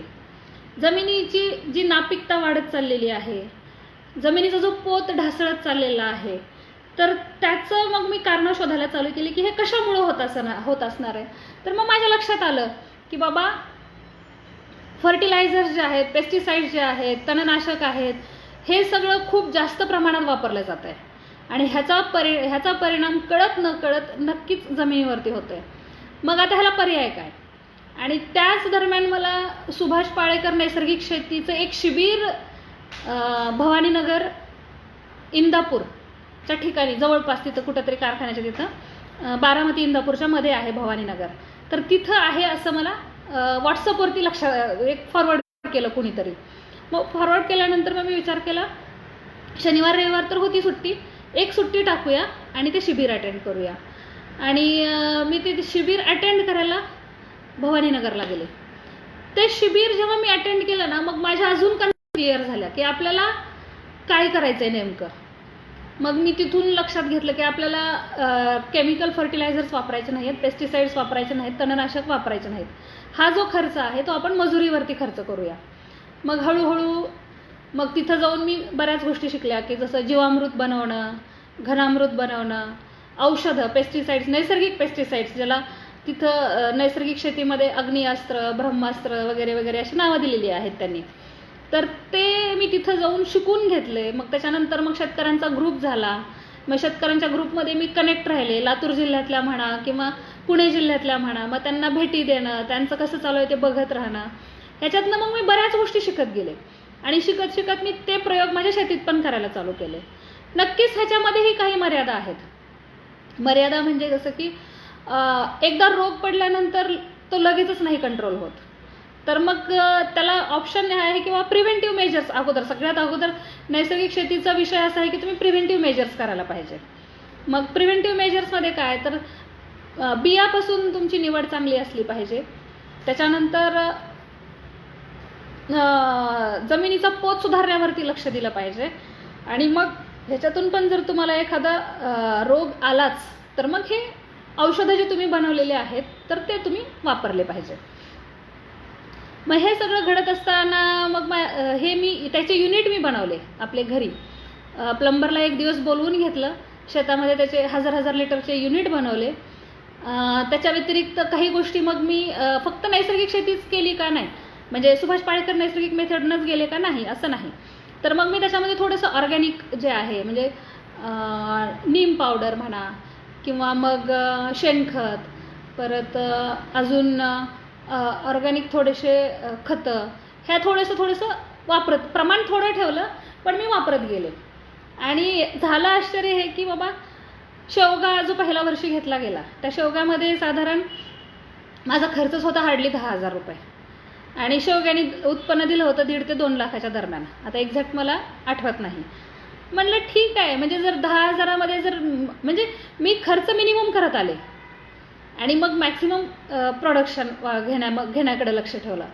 आणि मग ह्याच्यातनं मला बऱ्याच गोष्टी शिकायला भेटल्या पहिलं वर्ष. मग आता माझ्याकडं सीताफळ आहे, तर सीताफळ अजून बहार नाही घेतलेला. नेक्स्ट इयरला मी परत 1,500 केशर आंबाची लागवड केली. त्याचंही छान ग्रोथ आहे, छान व्यवस्थित वाढ आहे. सगळं स्वतः व्यवस्थित लक्ष देते. नोकरीचे जे सालगडी आहेत ते पण चांगल्या पद्धतीने करतात. त्यांना शिकवायला लागतं अगोदर. मग शिकवून मग त्यांचं ऑब्झर्वेशन त्यांच्यासोबत करणं. आता लॉकडाऊनमध्ये तर मी स्वतः पण एक 15-20 दिवस घरी होते, तर त्या दरम्यान मी स्वतः छाटणी करणं, त्यांना ते छाटणीसाठी शिकवणं, त्यांना जाऊन जे एखाद्याची चांगली बाग असेल तर त्यांना तिकडं घेऊन जाणं वगैरे, हे सगळ्या गोष्टी. कारण फक्त मी ट्रेंड असून चालणार नाही आहे, माझ्यासोबत काम करणारी जी टीम आहे त्यांना पण ट्रेनिंग देणं गरजेचं आहे. ही गोष्ट माझ्या लक्षात आली होती. कारण मी तिथं 24 तास नाही हजर राहू शकत. माझं वैयक्तिक आयुष्य आहे, इथं नोकरी आहे, इतर गोष्टी आहेत. मग ह्या सगळ्या गोष्टीतनं मला वेळ देऊन मग ते बघणं गरजेचं होतं. मग हे सगळं करत असताना आज 3 वर्ष झाले साधारण 25 एकर शेतीमध्ये एकही केमिकल फर्टिलायझर्स किंवा केमिकल पेस्टिसाइड्स वापरलेले नाहीत. मला आता वाटतं की त्यावेळेस काही इश्यू माझ्या मात्र फार डोळ्यासमोर आले. ह्या पद्धतीवरती पण लोकांचा विरोध झाला, ह्या पद्धतीसाठी की बाबा असलं कुठं असतं का, वेड्यासारखी शेती करायची असते का, शिकलेले लोक काहीही करतात वगैरे वगैरे, ह्या गोष्टी ऐकायला भेटल्या. काही जणांनी असं पण सांगितलं की बाबा तुझ्याकडे पैसा आहे म्हणून तुला नुकसान झालं तरी तुला चालतं असं. मी म्हटलं असं थोडंच असतं, असं काहीच नाही आहे ना.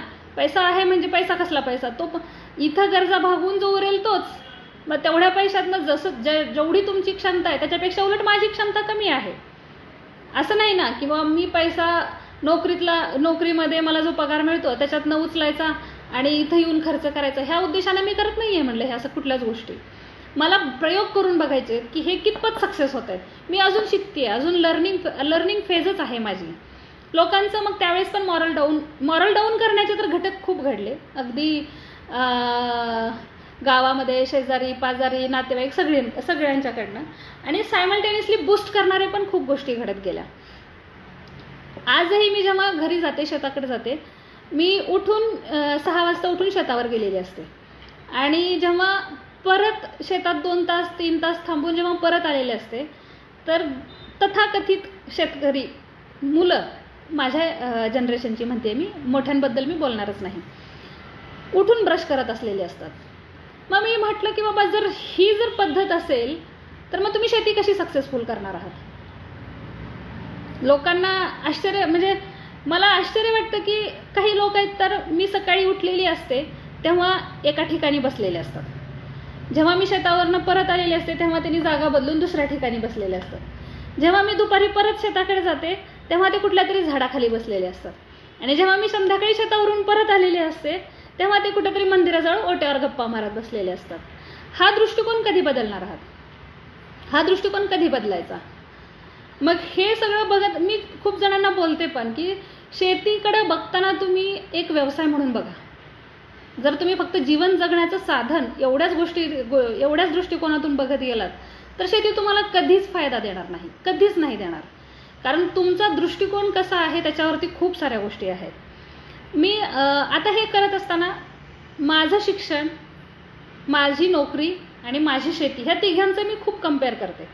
मला कायम लक्षात येतं जे नोकरीतनं मिळालेल्या गोष्टी आहेत पॉझिटिव्हली, की बाबा कामाचं नियोजन आहे, वर्कफोर्स मॅनेजमेंट आहे, ह्या सगळ्या गोष्टी शेतात मी अप्लाय केल्या.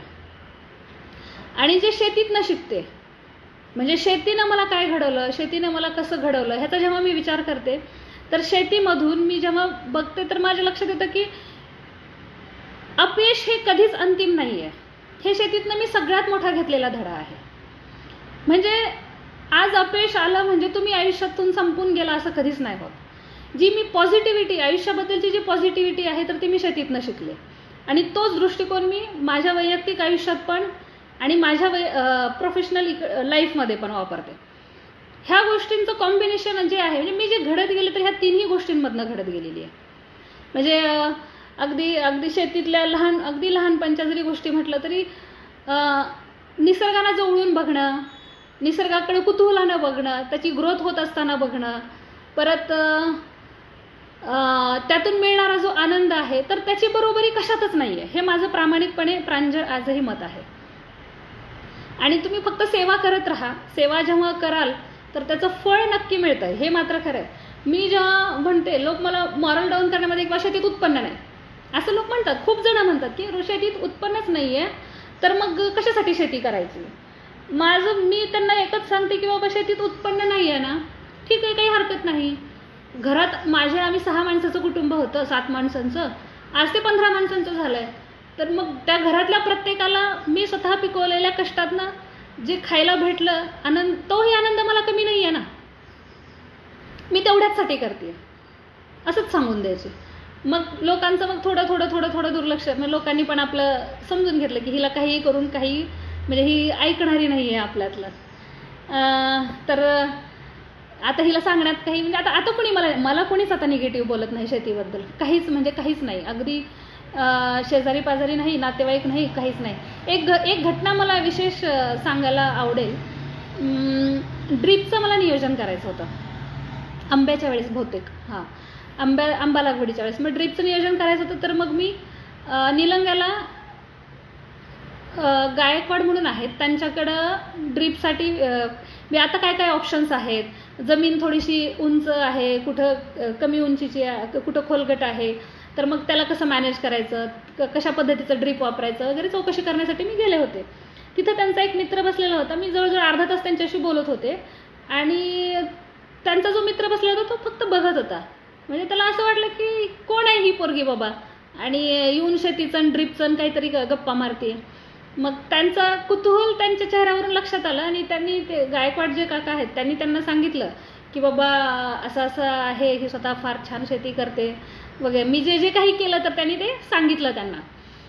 मला ते एकाच शब्दात बोलले, मॅडम मला असं वाटतं तुमच्यासारख्या 10 मुली जरी असतील ना तरी एखाद्या आई वडिलांना कधीच मुलींचं ओझं नाही वाटणार. मला ते छान वाटलं, म्हणजे की बाबा खरंच असं आहे. मी कधी फार वेगळं केलंय असं माझं म्हणणं नाही आहे, पण माझं ओझं वाटलं नाही पाहिजे माझं म्हणजे कुठल्याही महिलांचं ऑब्व्हियसली. ह्याच्यासाठी मात्र मी नक्कीच प्रयत्न केलेले आहेत, म्हणजे मी करत गेलेली आहे. मग त्याच्यानंतर मी जेव्हा तिथून बाहेर पडले, त्यांचं कौतुक मी घेतलं पॉझिटिव्हली, पण मी त्याच्यानंतर बाहेर पडले. मग तेव्हा माझ्या डोक्यात असा विचार चालू झाला की बाबा ठीक आहे, मी केलं, मी करते, पण असे किती पालक आहेत की मुलींना असं इक्वली ट्रीट करतात. म्हणजे आजही आपली मानसिकता अशी आहे भारतीय समाजाची की मुलीचं लग्न झालं म्हणजे तिचं माहेर संपलं. किंवा बऱ्याच परिस्थितीमध्ये मी तर अशीही काही परिस्थिती बघितलेली आहे.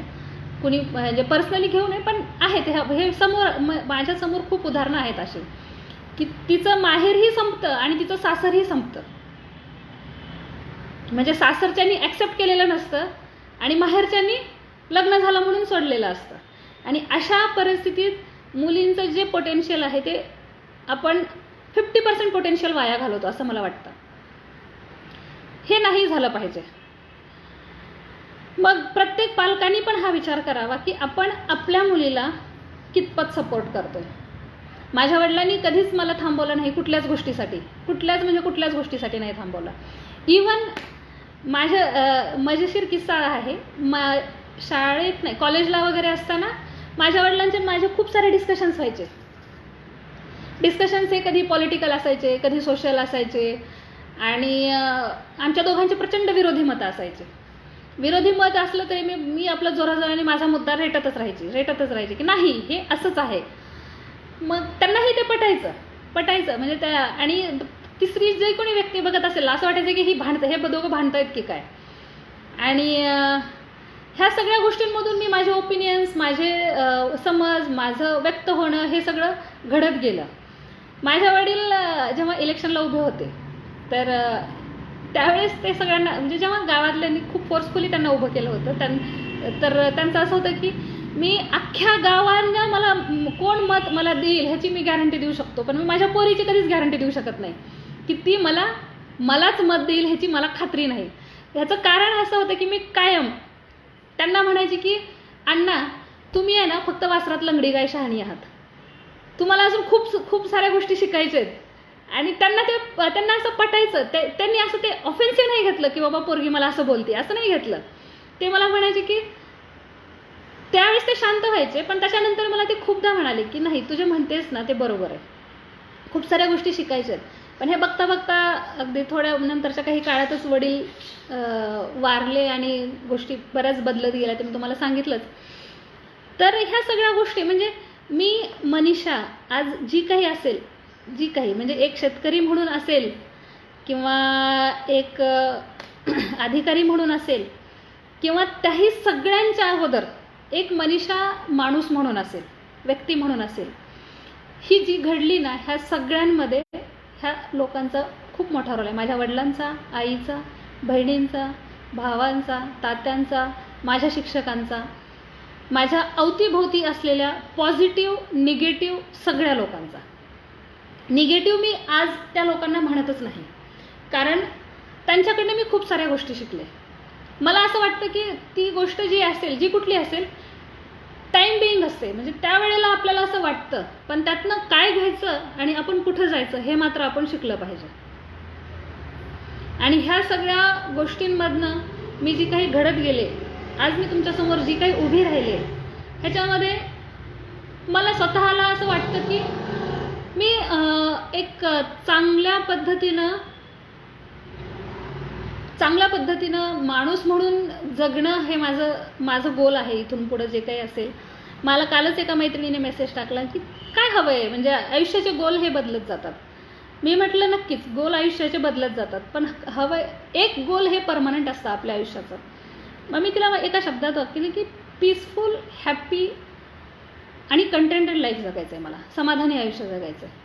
मला बाकी काहीच माहीत नाही. आणि मग हे मिळतं कुठून? ज्याचे त्याचे प्रत्येकाचे मार्ग वेगळे आहेत. मला ते शेतीतनं भेटत असेल, मला नोकरीमधनं भेटत असेल, कुणाला संगीतातनं भेटत असेल, कुणाला पुस्तकांमधनं भेटत असेल, कुणाला जवळच्या नात्यांमधनं भेटत असेल, जे काही असेल प्रत्येकाचे मार्ग आहेत. पण मला असं प्रत्येकालाच मला असं सांगावं असं वाटतं की प्रत्येकाचे हेच गोल असावेत. शेवटी आपण जाणारे आहोत, म्हणजे इथं काही आपण परमनंटली राहण्यासाठी नाही आलेलो. म्हणजे ह्या जन्मलो म्हणजे आपण ह्या पृथ्वीचे परमनंट निवासी नाही आहोत की ज्याच्यासाठी आपण फार माज करावा किंवा फार टोकाच्या भावना घेऊन जगावं. नाही, शांतता, समाधान आणि आनंद ह्या 3 गोष्टींसाठी माणसाने आपलं आयुष्य दिलं पाहिजे असं मला स्वतःला वाटतं. आणि ह्या सगळ्या गोष्टी ज्या आहेत तर मला शेतीमधनं, माझ्या कुटुंबामधनं आणि माझ्या जवळच्या लोकांकडनं मी शिकत गेली. त्यांच्यामुळं मी आज तुमच्या सगळ्यांसमोर आहे. दोन का असेना, मी खूप मोठं काही अचीव केलं आहे असं माझं नक्कीच म्हणणं नाही आहे, नक्कीच नाही आहे. मी काहीही अचीव केलेलं नाही आहे माझ्या दृष्टिकोनातून. मला असं वाटतं मी फक्त जगते आहे, फ्लो येतो तसा मी जगत जाते आणि त्यातनं जे घडेल ते मी घडू देते, फक्त विषय एवढाच आहे. मग हे सगळं होत असताना माझ्या आयुष्यात काही वाईट प्रसंग नाही आले का? माझ्या आयुष्यात काही वाईट घटना नाही घडल्या का? नक्कीच घडल्या. प्रचंड खच्चीकरण करणाऱ्या गोष्टी घडल्या, प्रचंड मानसिक त्रास देणाऱ्या गोष्टी घडत गेल्या. पण ना हे जे माझं लाईफ जगण्याची जी स्टाईल आहे, म्हणजे माझा स्वतःचा जो वे आहे, ह्या वेळेने मला कायम साथ दिलेली आहे. प्रत्येक गोष्टीतनं मी बाहेर पडली आहे, प्रत्येक गोष्टीतनं मी सक्सेसफुली बाहेर पडली आहे. आणि मी जेव्हा त्याच्यातनं बाहेर पडते तर ते बर्डन, ते दुःख, ते वेदना, तो स्ट्रगल मी कॅरी नाही करत. मी त्या सगळ्या गोष्टींना पॉझिटिव्हली घेते की मी त्यातनं काय शिकले. हे सगळ्या गोष्टी, भले ते दुःख असेल, ते वेदना असेल, ते स्ट्रगल असेल, हा मला समृद्ध करण्यामधला एक माइलस्टोन आहे, इतकाच मी त्याचा विचार करते. आता प्रिपरेशनचा जेव्हा विषय येतो, अभ्यासाचा विषय येतो, नोकरीचा विषय येतो, मी खूप जणांना सांगते. आता अवतीभोवती आपण बघतो की बाबा नोकरी, आता MPSC म्हणा, UPSC म्हणा, अभ्यास करणारे लाखो लोक आहेत आणि त्यातलं सिलेक्शन होणाऱ्यांचं प्रमाण किती आहे? तर फार कमी आहे. मग फेल होणाऱ्या लोकांचं काय? किंवा जे सक्सेस झालेत पण नोकरीमध्ये पण त्यांना असं काही काळानंतर लक्षात येते की हे नाही आहे जे मला पाहिजे होतं, त्यांचं काय? आणि शेवटी नोकरीमधली अनिश्चितता, नोकरीमधली म्हणण्यापेक्षा आयुष्यातच अनिश्चितता आहे. असं नाही आहे की नोकरीतच आहे. तर तुमचे प्लॅन बी हे कायम रेडी असले पाहिजेत. समाज म्हणतोय, लोक म्हणतायत म्हणून त्या दिशेला आपण पळावं असं ह्या मताची मी अजिबातच नाही आहे. तर मला असं वाटतं की तुम्हाला स्वतःला काय हवंय, तुम्हाला स्वतःला नेमकं कसं जगायचं हे प्रत्येकाने आपण ठरवायचं आहे. स्वतः शांतपणे त्याच्याबद्दल विचार करायचा आणि मग आपल्या आयुष्याचे मार्ग आपण निवडायचे. ह्या सगळ्या गोष्टी ज्या आहेत ना, मला असं वाटतं की निसर्गाने, शेतीनं आणि माझ्या पुस्तकांनी,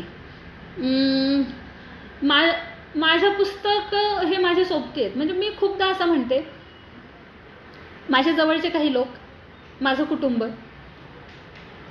आणि माझी पुस्तकं हे माझं आयुष्य आहे. जर ह्यांना माझ्या आयुष्यातून वगळलं तर मी फक्त चालता बोलता जिवंत प्रेत असेल. ह्या सगळ्या लोकांनी मला घडवलंय, ह्या सगळ्या लोकांनी मला समृद्ध केलंय, ह्या सगळ्या लोकांना मला जीवन जगण्याच्या प्रेरणा दिलेली आहे. आणि त्या सगळ्यांच्या आधारावरच मला असं वाटतं की मी आज नक्कीच आयुष्यात समाधानी आयुष्य जगते, खूप समाधानी. म्हणजे मला म्हणजे नैराश्य, एखादा दुःखाचा एखादा व्हिडिओ येते, कनेक्शन पुअर झालं होतं. प्रकाश सर, व्हिडिओ ऑडिओ आहे का क्लिअर?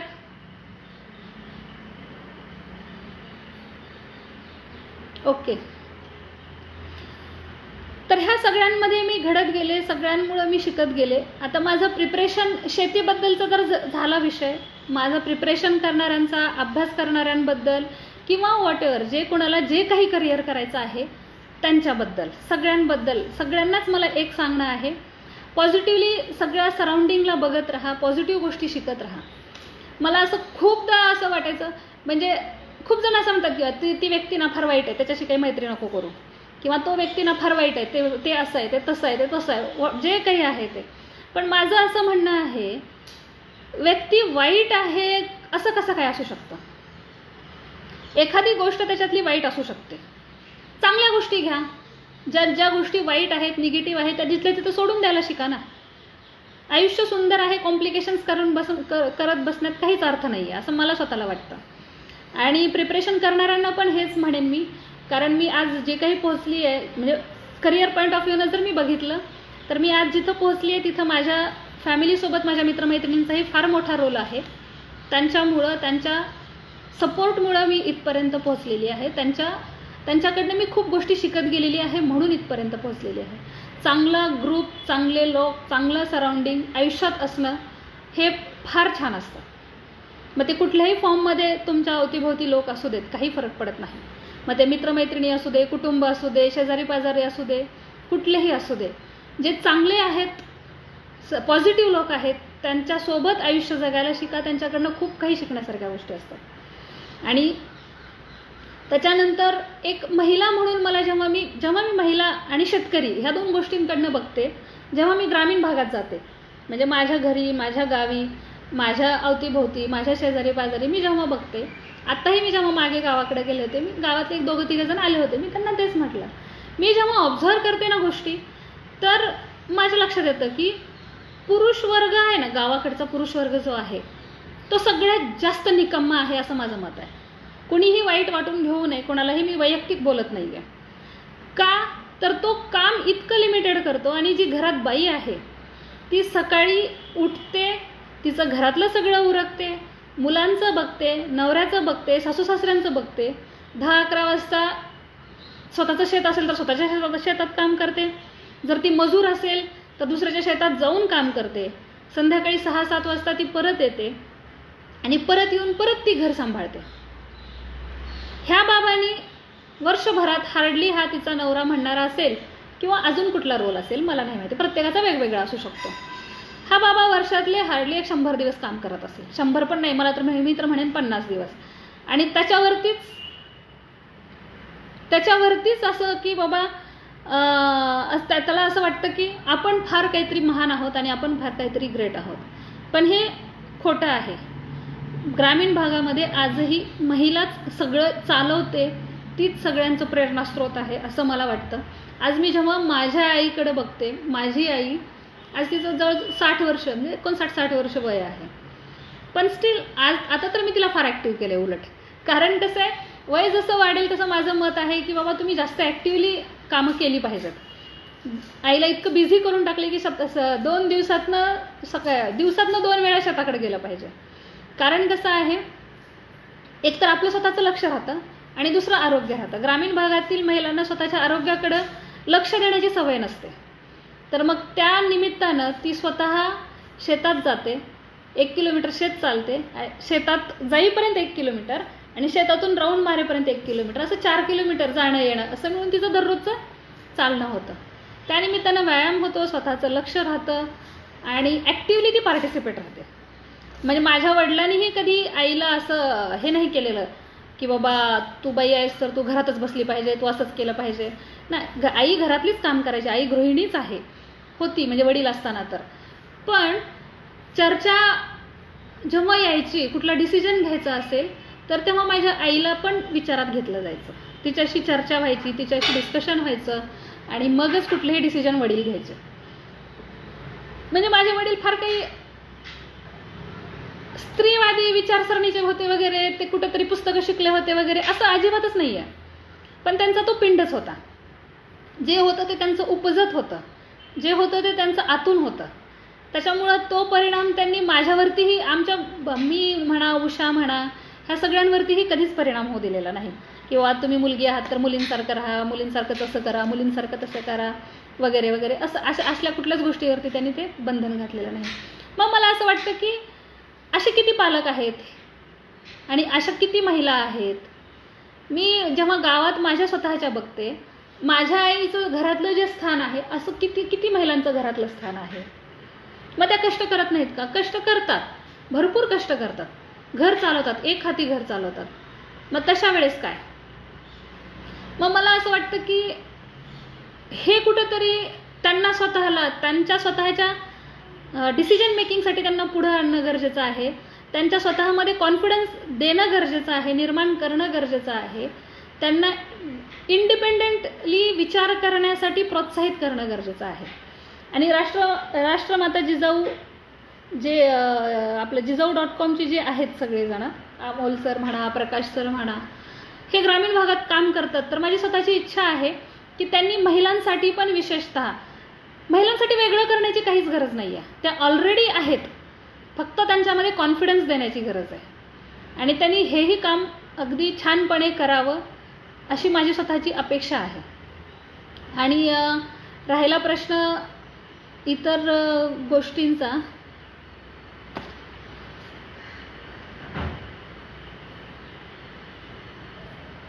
ओके, हां, अजून एक मला मुद्दा सांगा वाटेल. मी आता प्रीतीचं ऐकलं की बाबा टाईम मॅनेजमेंटबद्दल, नोकरी, टाईम मॅनेजमेंट. आता इथं मी जसं आली आहे पुण्यामध्ये, मी 2 बाल्कनी सेट केल्यात. 2 बाल्कनी आहेत.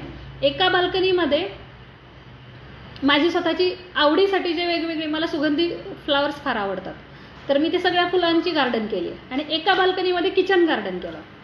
किचन गार्डनमध्ये काय आहे बुवा? किचन गार्डनमध्ये कारलं आहे, दोडका आहे, चवळी आहे, काळा वाल आहे, मेथी आहे, परत कढीपत्ता आहे, गवती चहा आहे, लिंबू आहे, पालक आहे, घेवडा आहे.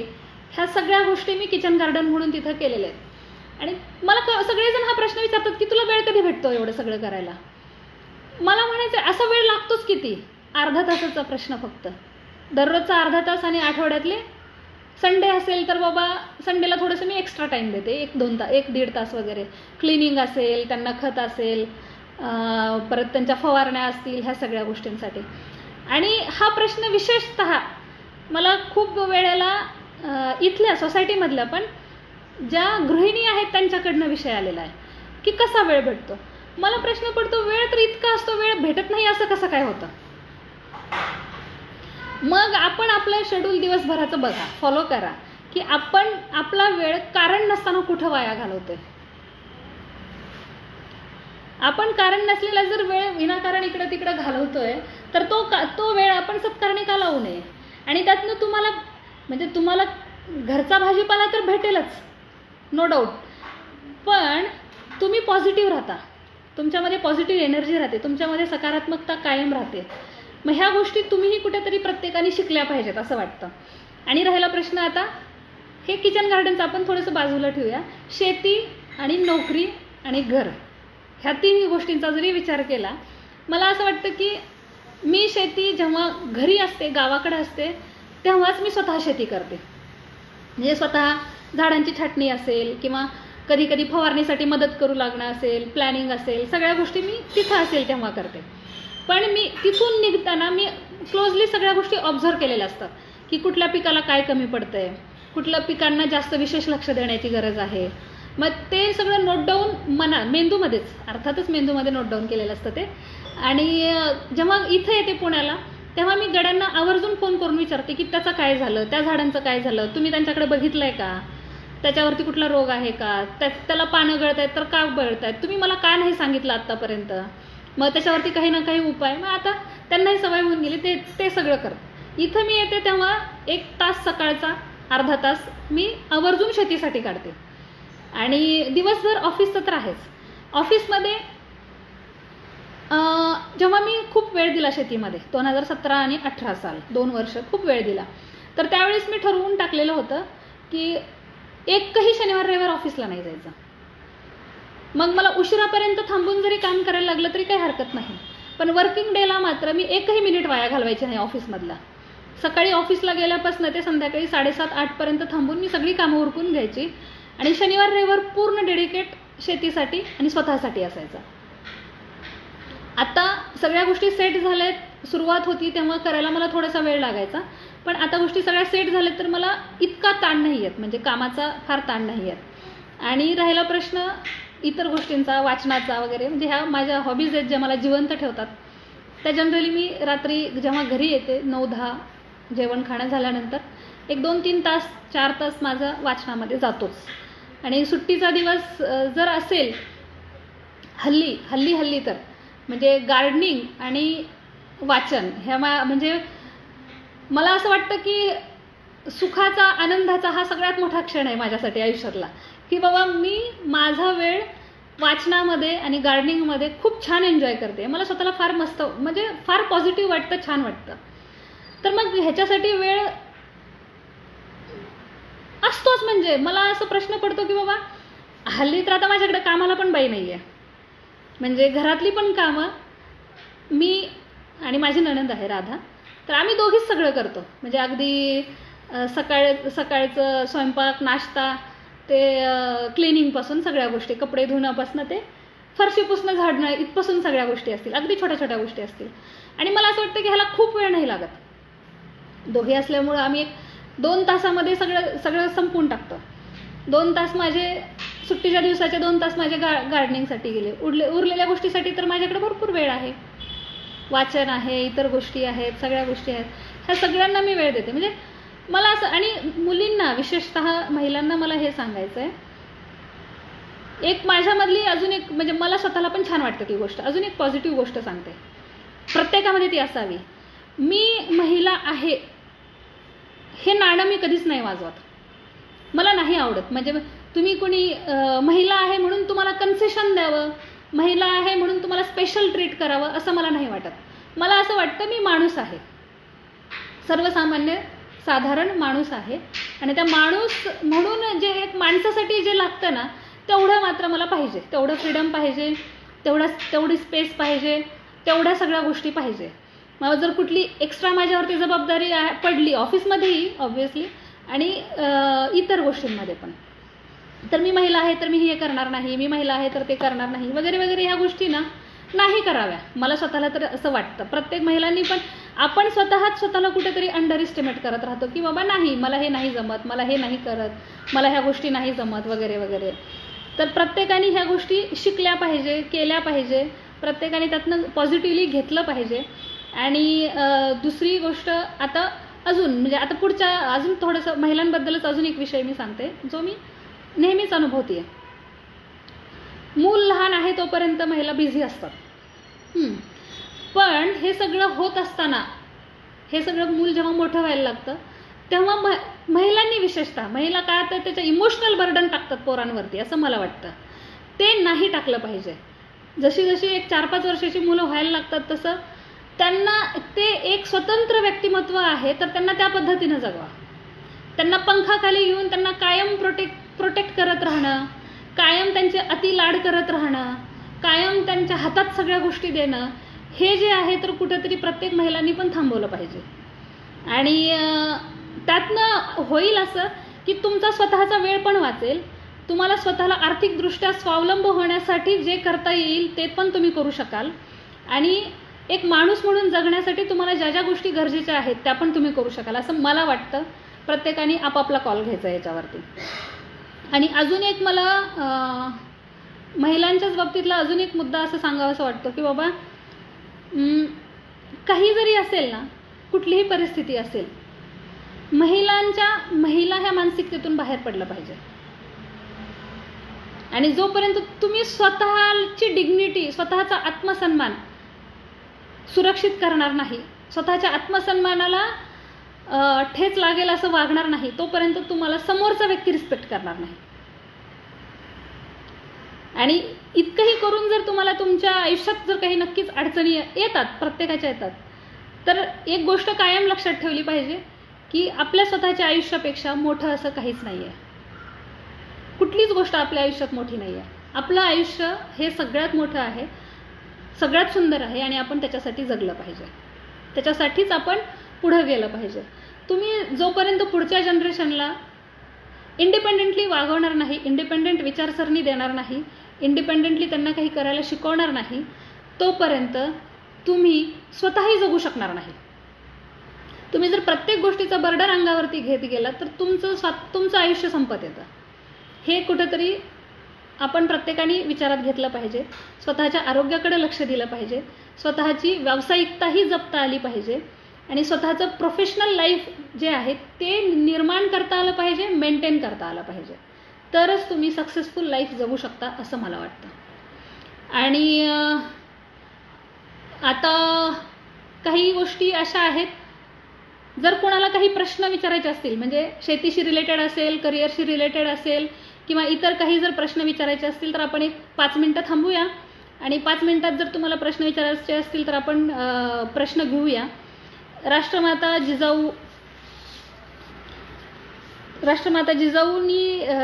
जिजाऊ.com हे जे आहे, तर ह्यांनी जे सुरू केलेला हा प्रोजेक्ट आहे, तर तो मला असं वाटतं की महिलांसाठी अजून जास्त मोठ्या पद्धतीनं काम करता येईल का ते बघावं. त्यांचं मी शेतकऱ्यांसाठीचं काम खूप जवळून बघितलेलं आहे आणि महिलांसाठी विशेषतः काम करावं असं मला वाटतं. आणि दुसरी गोष्ट अशी पण आहे की जर ही चळवळ ते उभा करत असतील तर मला त्यात नक्कीच सक्रिय सहभाग घ्यायला आवडेल. मी नक्कीच तुमच्यासोबत आहे. आणि दुसरा प्रश्न असाही आहे की जिजाऊ.com हे जे आहे तर हे काम करतच आहे, नाही अशातला भाग नाही आहे, पण महिलांच्या प्रश्नाच्या मुळाशी जाणं, म्हणजे मी तुम्हाला सांगितलं जर की फार त्या स्त्रीवादी चळवळी ह्यान त्यान वगैरे ह्या गोष्टी काही मला पटत नाही आहेत. महिलामध्ये पोटेन्शियल आहे, त्यांना फक्त कॉन्फिडन्सची गरज असते, विशेषतः ग्रामीण भागातल्या. आणि ग्रामीण भागातल्या महिला ह्या प्रचंड धडाडी आहेत. आपल्याला जर एक देश म्हणून, एक राष्ट्र म्हणून, एक समाज म्हणून जरी पुढे यायचं असेल तर आपल्याला त्यांना पुढं आणणं खूप जास्त गरजेचं आहे. हा जिजाऊ.comचा जो प्रोग्राम महिलांना समर्पित केला गेला आहे ऑगस्ट महिना स्वातंत्र्याचा, तर हा प्रोग्राम लवकरच थांबवण्यात यावा अशी माझी अपेक्षा आहे. म्हणजे मला असं म्हणायचं आहे की महिलांसाठी विशेष प्रोग्राम घेण्याची आवश्यकता पडू नये काही दिवसांनी. तिथपर्यंत आपण पोहोचावेत ह्या माझ्या सगळ्यांसाठी शुभेच्छा आहेत, टीमसाठी पण. आणि आपण जे हे सगळे बघणारे आहोत ह्यांच्या सगळ्यांसाठी पण माझी हीच विनंती असेल की बाबा, प्रत्येकाचा स्ट्रगल असतो, प्रत्येकाचं पोटेन्शियल असतं आणि प्रत्येकाची एक वेगळी कहाणी असते. त्या पद्धतीनं आपल्याला जर जगता आलं तर आपण नक्कीच त्यातनं आनंद घेऊ शकतो. काही प्रश्न असतील तर विचारू शकता.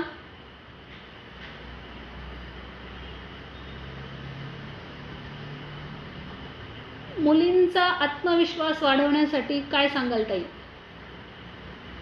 मुलींचा आत्मविश्वास पालक म्हणून जर तुम्ही वाढवण्यासाठी जर काय सांगायचं असं जर तुमचं म्हणणं असेल तर मला असं वाटतं, मुलींना मुलगी म्हणून वागवूच नका. म्हणजे जेंडर हा शब्दच नाही आला पाहिजे त्यांच्यामध्ये. मुलींना एक सर्वसामान्य जे इतर जसं आहे तसंच त्यांना वागू द्या.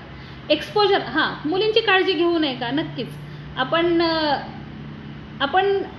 फार चांगल्या समाजात नाही, सगळ्या चांगल्या मानसिकतेचेच लोक आपल्या अवतीभोवती आहेत असं नाही आहे. नक्कीच आपल्याला काळजी घ्यायलाच लागते, पण हा काळजीचा अतिरेक त्यांचं विश्व संपवणारा असू नये. त्यांच्यासाठी आपण कायम प्रयत्न करत राहिला पालक म्हणून, असं माझं म्हणणं आहे. आणि जर तुम्ही स्वतःसाठी असं म्हणत असाल, स्वतःचा कॉन्फिडन्स वाढवण्यासाठी काय करायचं असं जर, बिईंग अ वुमन असं जर असेल तर माझं म्हणणं आहे मॅक्सिमम लोकांमध्ये मिक्स व्हा, भरपूर पुस्तकं वाचन करा, लोकांमध्ये बोलण्याचा कॉन्फिडन्स येऊ द्या. कुठल्याही क्षेत्रामध्ये जर तुम्हाला काम करायचं असेल तर ते रिस्क घ्या, रिस्क घेण्याची तयारी ठेवा, लॉस सहन करण्याची तयारी ठेवा आणि त्या कुठल्याही अपयशाला, आलेल्या लॉसला खचून न जाता परत तुम्ही उभे राहा. हाच सल्ला मी माझा एका अजून काही प्रश्न आहेत?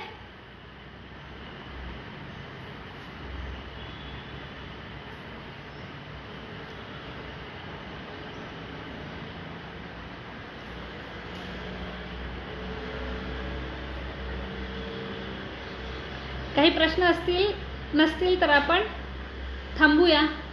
jijaऊ.comने मला संधी दिली, आपल्या सगळ्यांशी संवाद साधण्याची संधी दिली, माझा प्रवास मला तुमच्यासमोर उलगडण्याची संधी दिली, त्याबद्दल jijaऊ.comचे खूप खूप आभार. आणि jijaऊ.comला पुढील वाटचालीसाठी खूप साऱ्या शुभेच्छा. आणि सर्व इथं उपस्थित असलेल्या महिलांना, पुरुषांना, सगळ्यांनाच थँक्स अ लॉट.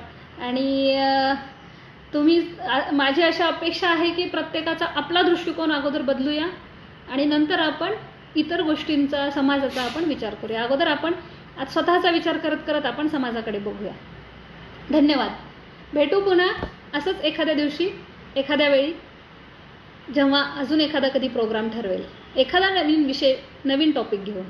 धन्यवाद. तोपर्यंत थांबूया का सर?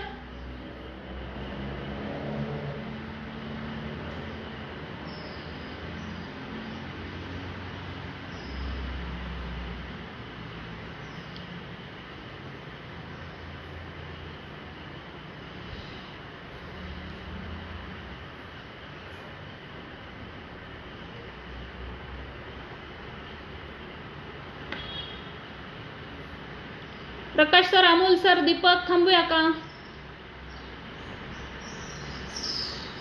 ऑडिओ व्हिडिओ येतोय का? आवाज येतोय?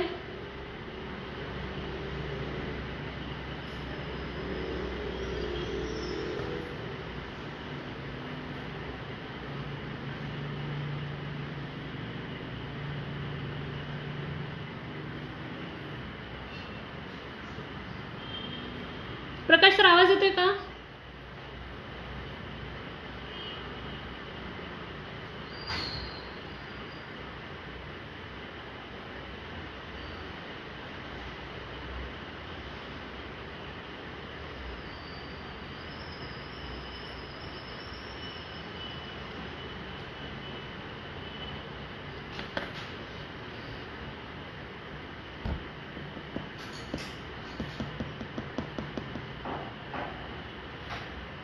प्रकाश सर, आवाज येतोय का? ऑडिओ व्हिडिओ आहे, थांबूया का?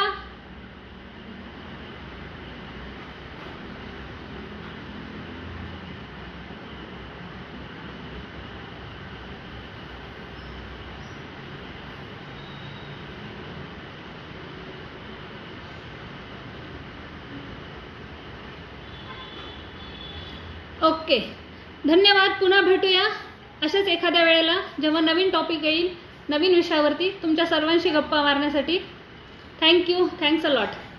बाय. आणि jijaऊ.com साठी भविष्यातील वाटचालीसाठी खूप खूप शुभेच्छा.